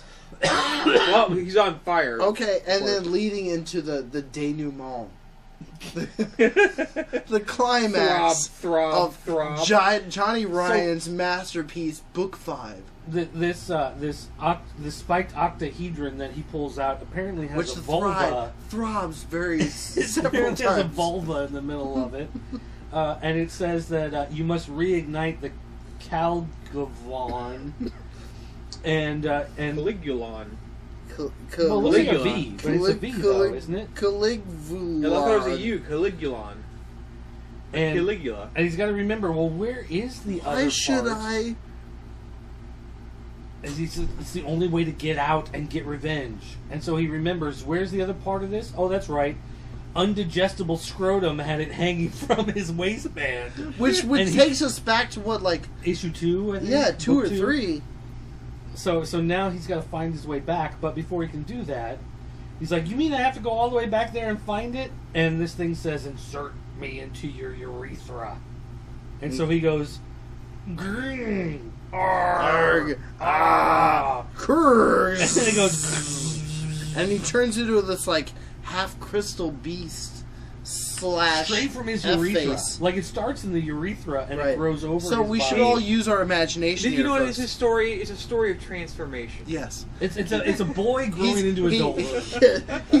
He's half human, half robot. But see, here's the thing. Half crystal. The lesson that we pick up from this is that the more you stick things into your urethra, the more better. powerful you become. I mean, that's the lesson it's trying to teach us.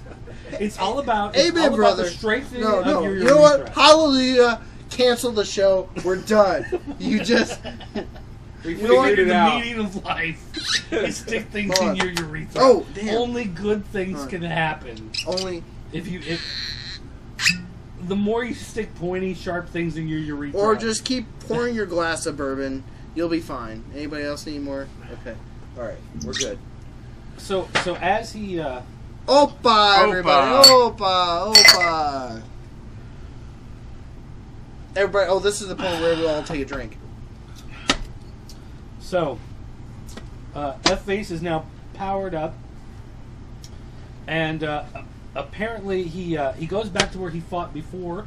This becomes Chapter 13, The Abortion Bucket. And there you see all the body Does parts. anybody else need some more homebrew? No, I'm good. I still got a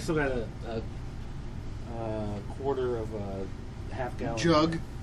I got a couple of fingers of 1792. Whoa!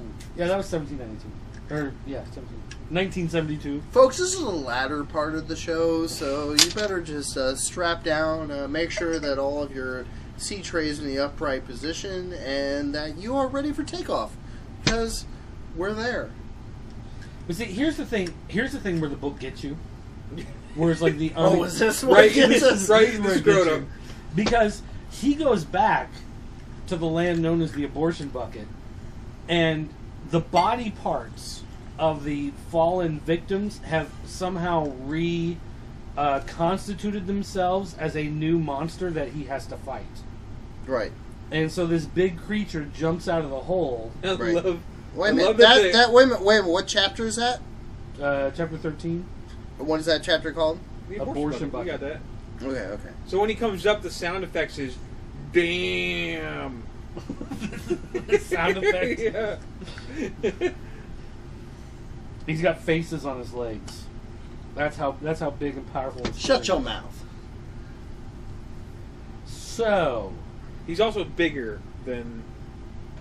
yes, face. and he's got the other part of the Caligulon sticking out of his urethra. So now he's got to get the other part of the Caligulon out of this monster's urethra so he can reunite it with his Caligulon. It's like bacon. This is some fried. complicated. You know what? This is Dynasty all over again. That's just like when J.R. Ewing was trying to get his oil You know, empire. He did. You know, he just wanted to keep his empire going. So, okay. I don't know. I don't think we're doing this justice. No, I it's don't not. think, I don't think we're adequately. I think Johnny Ryan needs to come on our show. Okay, that's gonna Not in that sense. Hey, he can do whatever he wants in his computer. But you know what, Johnny Ryan, I have to state this outright. We've been doing Comiholics for 39 episodes, almost 4 years, and the most fun we have, flat out, Oh yeah. hands down, is covering your comic. Prison Pit, selling whiskey Prison by the Pit. barrel. That's right. I think we need to create a Prison Pit bourbon. You're gonna make your own Prison Pit bourbon? Yes. Don't you have that over there? What's that? Yeah. Oh, I've got some. Zachariah Harris. Yeah, Zachariah no. Harris is the Prison Pit of bourbons. You know what? For the record, if you're listening and you've gone this far, And your love your Zachariah work. Harris. And I think that leading into book 5 is, for me, I feel a little stuck though. Are you trying to be serious? You feel like it's too repetitive at this point? No, it's just like Is it it's too like, monochromatic for you? no. The climax is coming. I just feel like book 5 has kind of like taken me to the point where it's like the O face, you know? It's like oh, But on a scale, okay, wait.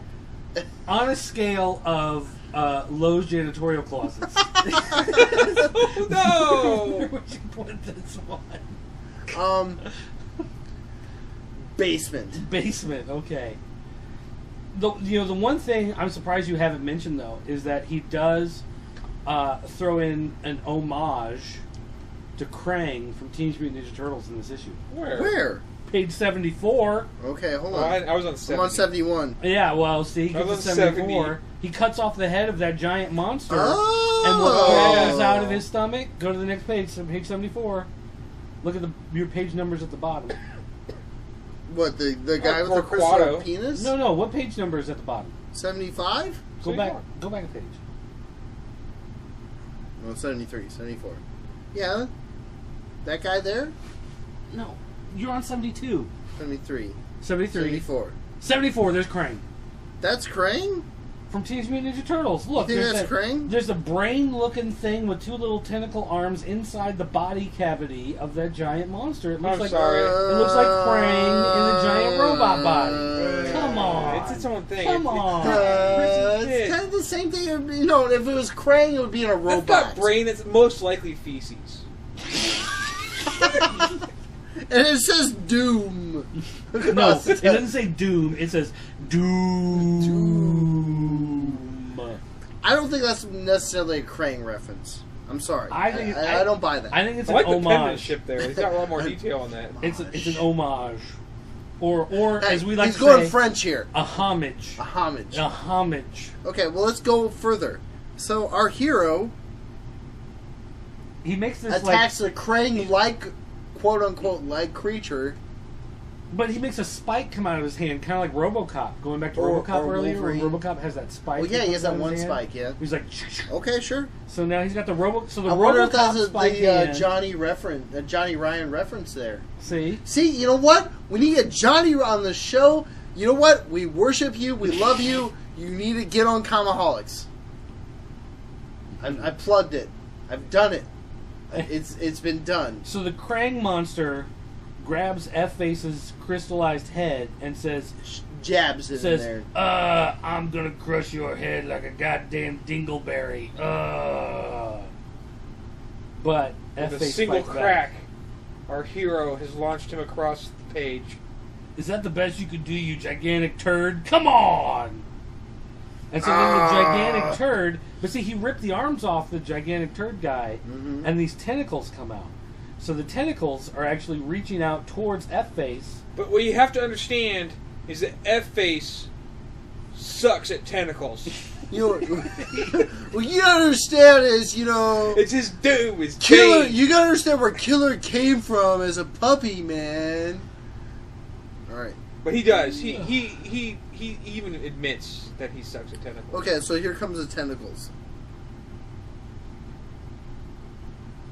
They wrap him up. So you got your Krang-like figure, So he wraps him in the tentacles, and he jumps down into the dark pit, right? and it looks like all is lost for our hero. Right. But then the story shifts because he does these great transitions from Into white, from one scene from to black another, into white. from black into white, And there's in a the subtle arm. in a subtle transition from black to white.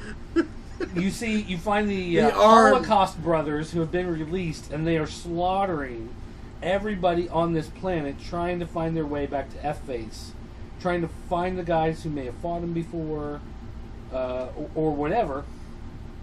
And they have on their radar box the location of F-Face, and they head off after doing a quick fist bump. They head off to find him. Punch, I believe is how that fist bump goes. Which, by the way, is chapter 14, the Holocaust Brothers. And the Holocaust brothers are driving giant heads with saw blade legs. You're taking that- over that cut co-host over. here. Where are you going? I gotta pee. Right now? Yes. Well, grab a bottle. There's some empties here. So yeah. what do you think of the Holocaust brothers? Do they feel like original characters? I think they're- Or do you think they're too derivative of Rottweiler Herpes and his I don't gang know. from earlier in the book? What's the why? I just want to know how they chose the heads. They have special powers. The head tanks that they're part of. Like one of them has missiles, like these little penile missiles. I think really what you're looking at here is he's starting to get into that over commercialized mode where he's looking at the toy tie-ins. Oh yeah. Where it's like in He-Man, they'd have to have like a new. Well, the other one has like a labia mouth. What is that thing? It's like No, a that's saw more- blade? that's the like one a- that shoots rockets. That's like a lobster claw Oh. mouth, I think, is what that's supposed to be. Oh. Because I That's mean, you're going way too Freudian on all that stuff. You got to back it up a little bit. And they both have S8 on them. Sate. Right, which I'm trying to understand the symbolism. Yeah. the symbol. What's the symbolism of S8? I love how they have this massive technology. And then the one guy has like this flail, and the other one's got a 6-shooter, like from a cowboy movie. So, He's really what could the S8? I mean, is there like some Nazi reference to that? Because it's almost like the S of the SS. It does look like it looks like a little like a homage to the SS. But he made the second S into an 8. Is Well- that so he can sell it in Germany? No, it's just you automatically don't. These are the bad guys. You can tell by the S8 that these guys are going to be the bad guys. That F-Face has to show down against these guys. And so they reach the pit where F-Face had fallen down into, and they see actually the remains of the giant turd head creature come flying out, and then F-Face comes flying out afterwards. But the thing here that they don't understand is that he's been powered up by putting the Caligulon in his urethra, and they don't understand that he's got the crystallized armor. But as soon as he flies out of this pit, the guy with the 6-shooter immediately puts 3 bullets into him. And it has no effect. Because he is so powered up right now that the 6-shooter doesn't do any damage. Because he has a crystal weapon. He's got a crystal tool. Excellently placed. A well-placed crystal weapon. It's a tool, but a tool can be a weapon. Quickly takes out one of the brothers. He spikes him. He flies across. You switch pages, and it's in the guy's head, right in the middle of his face. The special tool has taken out one of the brothers quickly. It was I'm going to decapacitate him. It even says "rip," and the head comes off, and it says "damn." But when he first the first impact, it goes cram, and then it says "holy bleeping boop boop." So now, F-Face is standing there, half crystallized armor with the head hanging off of his. And he says, "You're next, my friend." My friend. And then the other says, "You're gonna pay for that, scumbag." And then Brazat, as lightning bolts shoot out of these tubes on the side of his decapitated head machine. Which does zap him. It does get him. But it kicks up all this dust, and he can't see what's happening. And he says, "What the heck is going on here?" What he doesn't realize is that F-Face has picked up the other giant decapitated head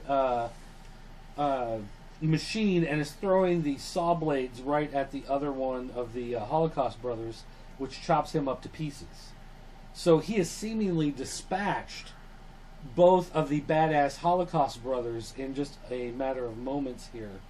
Because he is so powered up by the Caligulon.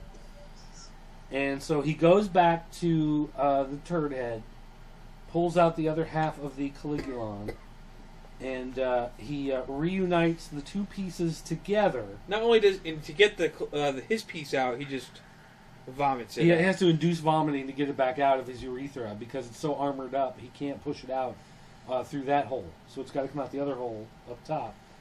And the two of them combine, and it makes another dodecahedron thing, which turns into the intergalactic night slime monster, which apparently was hiding within. What brilliant tapestry!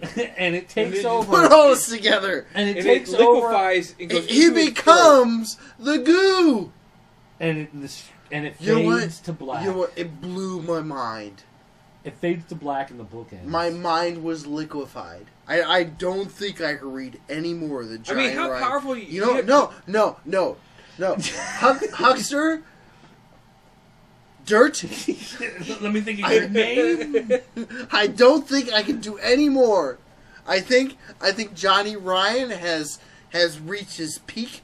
That this is like no more can be done. Oh, you're saying it's all downhill from here? No, not so all downhill. I don't know where he can go from here. If you fade to black, I'm of course. blown. My mind is bottled. My mind is bottled into a little bottle.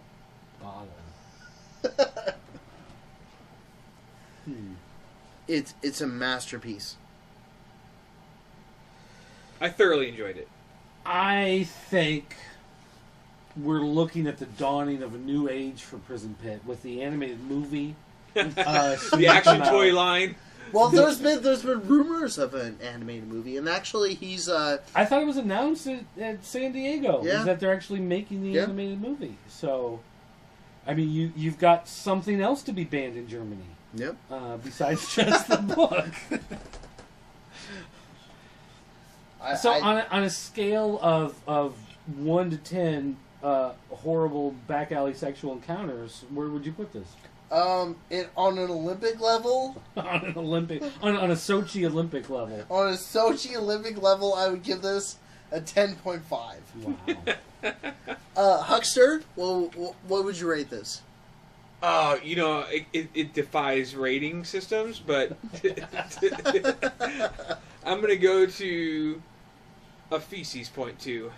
Feces 0.2. No, it's a good. No, it's a good. A fecal 2. F2. A fecal 2. That's like two. It's like an F4. It's a 2 squared. It hits you like an F4 tornado. And dirt. What? How would you apply this? apply it to what? Like A topical cream? I would apply it like a topical cream to my bodily rashes. At once.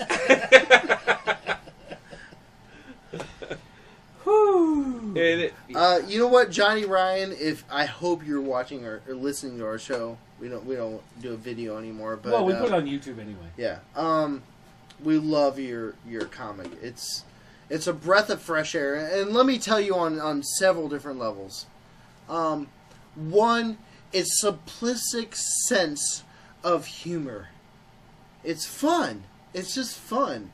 You know, it's like, you know, we cover a lot of books that involve like all these like intertwined plots between the Marvel universe and the DC universe and all these other complex continuities that exist with like that make the characters exist. But you have created these characters in Prison Pit that like we not only don't give about a poopy, yes, but at the same time we love. You made that happen.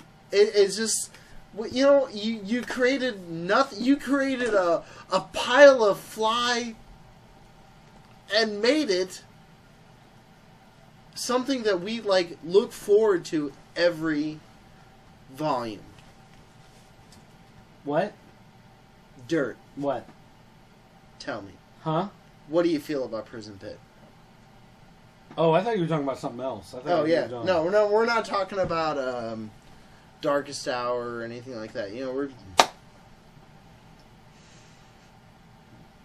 Tell me. Oh, are you still asking me a question? Yes. Oh, I'm sorry. What is it? Prison Pit. Start at the beginning. How do you feel about Prison Pit? Yeah, it's pretty good.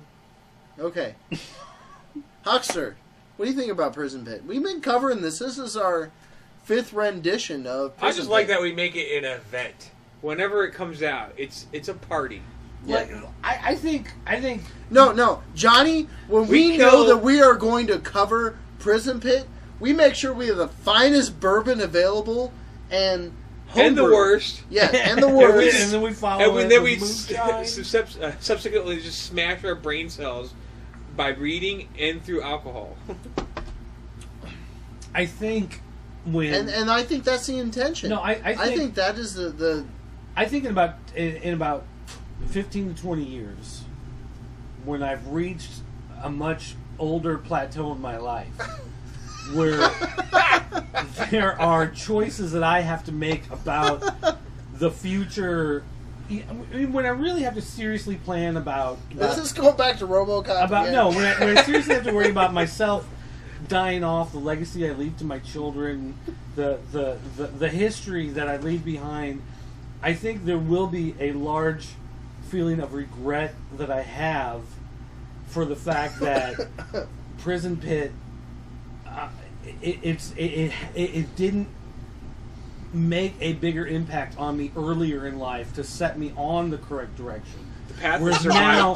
now Transformation, survival. I have to make a course correction at this point in my life that I don't know if even 20 years will be enough to put me in the place that I really need to be to make that legacy for my children, because I didn't jump on the Prison Pit bandwagon in 2009 when it came out. Oh. I guess what we're getting at here, folks, is if you haven't ridden Prison Pit. If you've been drinking where Brenton you need to start from Volume 1 with the chocolate pudding, then come back and listen to Comiholics episode 39. Because then you will understand what we're talking about this evening. This is what we're all about. This is what Comiholics is all about. He developed this creative style.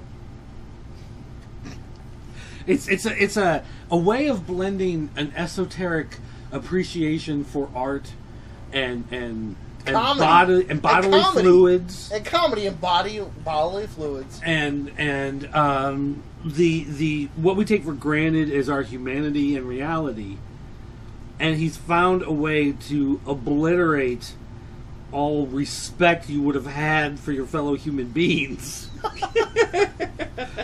for $9.95 an issue. I agree. All right, so there we go. That's Read it. Prison Pit. Experience it. Are you taking this stack home? No. Why not? Take those. Take all those. There's books and comics. And then go home and take a nap because you look tired. I'm there. Mm-hmm. Now you, Mr. Apocalypse, when I came here tonight, you made all these promises of wieners. And it's like we had a handful of wieners, but there just weren't enough wieners. And I gave you a box of nuts. that was not a box. That was a can. First of all, Canned nuts. you had canned nuts. Okay, I want fresh nuts. You know what, Johnny Ryan? You're out of the picture now. I've been accused of not having enough nuts. And they weren't fresh. And they weren't fresh enough. They were like apparently kind Freshly of salted. the good, the bad, and the bounty. the good, the bad, and the nutty. But I must say, folks, thank you for all your support and love for our show. Been doing this about 4 years now, haven't it been? I don't know. 4 years. Psh, whatever. We're getting ready We're to off come to- upon to C2E2. This is our 4th year or 5th year. Who knows? Yeah, a long time. Actually, 4th year. Is it 4th? Number 4. I was thinking. And it's always a fun event for us because we get our friends together. It's a very close group of friends. We all pile up in my car and drive up to Chicago and pile into your car. well, Your car is like the size of a small hobo mansion. I mean, it's like okay, it's an expedition. it's you like know? it like seats 12 Eight. children or 8 adults. And we all pile up. We go up to and we go to C2E2 and Oh, luckily we don't have to take Rick this year. oh, we don't. Yeah, he's not Okay, going. okay. Yes. So we can actually enjoy ourselves and not have to get emo halfway through. Okay. So Alright. So we're gonna be happy, and I'm gonna tackle Dirt, and he's not gonna beat me up for it. no, I might still punch you around a little He bit. still this might time. punch me, but maybe I won't take so much offense to it. You know, C2E2 is coming around the corner. It's basically San Diego Con. On a realistic scale. Yeah, it's not as big. It's as close as you're gonna get. It's probably, I think, number 2 con in the or North fourth. America. Or fourth. 4th? Yeah, fourth. Okay. I still think it's New York, then WonderCon, and then Yeah, C2E2. yeah. But Anyway, Stan Lee will be there. And- Stan Lee's always there. no, he didn't make it last time. Remember? He's at every con. Okay. I have a book for him to sign. I'm really I excited. think it's going to about cost that. you $200. I don't care. I will pay it. All right. He's 90 years old. I'm gonna have him sign a copy of Stripperella or something. I'm gonna try to find something. What's the worst thing you've ever done? Hold on, I'll be back in 5 minutes. And you know, I'm sure we'll get shunned by Archaea again. Well, no, now they're owned by Boom, Okay, that's right. so We need to schmooze up with the Boone folks. we'll be all right. Yeah. So So what you have to look forward to with Comiholics in the future? Well, it's February and we're moving into March. We've got another month or so. We're going to try to squeeze in at least 2 more Comiholics before. 2 more. Listen to them. Before C2E2. And stay tuned, folks, because it can't get any better than this. You know, we're gonna have to do like a whole child-centric episode where we talk about Turtles animated, Sonic the Hedgehog, Mega Man, And My Little My Little Ponies. Pony. Yeah, we'll cover that one. Okay. So your demographics taken care of, and then maybe something I like too. So, But yeah, stay tuned. More to come. and Love if you you want to folks. leave our voicemail, you can call our 24-hour voicemail line. It's area code 217-953-4025. You can always go to the forums at jointheforums.com, the official forums of the Pop Culture Network. You can send an email to the Apocalypse at comiholics.com or to myself, Dirt, at popculturenetwork.com. I get one at the main.com because I'm one of the main guys. He's just stuck at Comiholics because, well, he's the Apocalypse.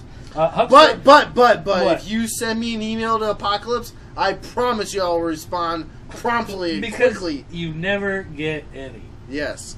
Because I actually haven't filtered out. So please send me some feedback. Tell me if you think I suck. Tell me. I promise you, I will give you some feedback. You suck promptly. like a cashier. All right, so with that, we will call it a night. And thanks for listening, everybody. And we apologize for segment 3 of the show tonight. And we'll talk to you later. Adios. Wake up, Huckster. All right.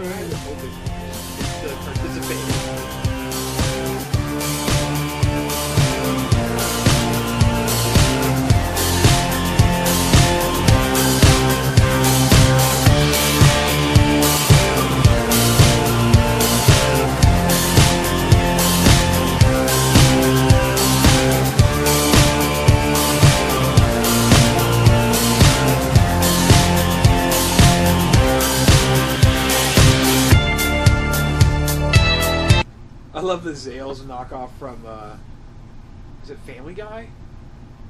Where it's like the two silhouettes and he hands her a diamond. And then she goes down. And the line is, she'll pretty much have to.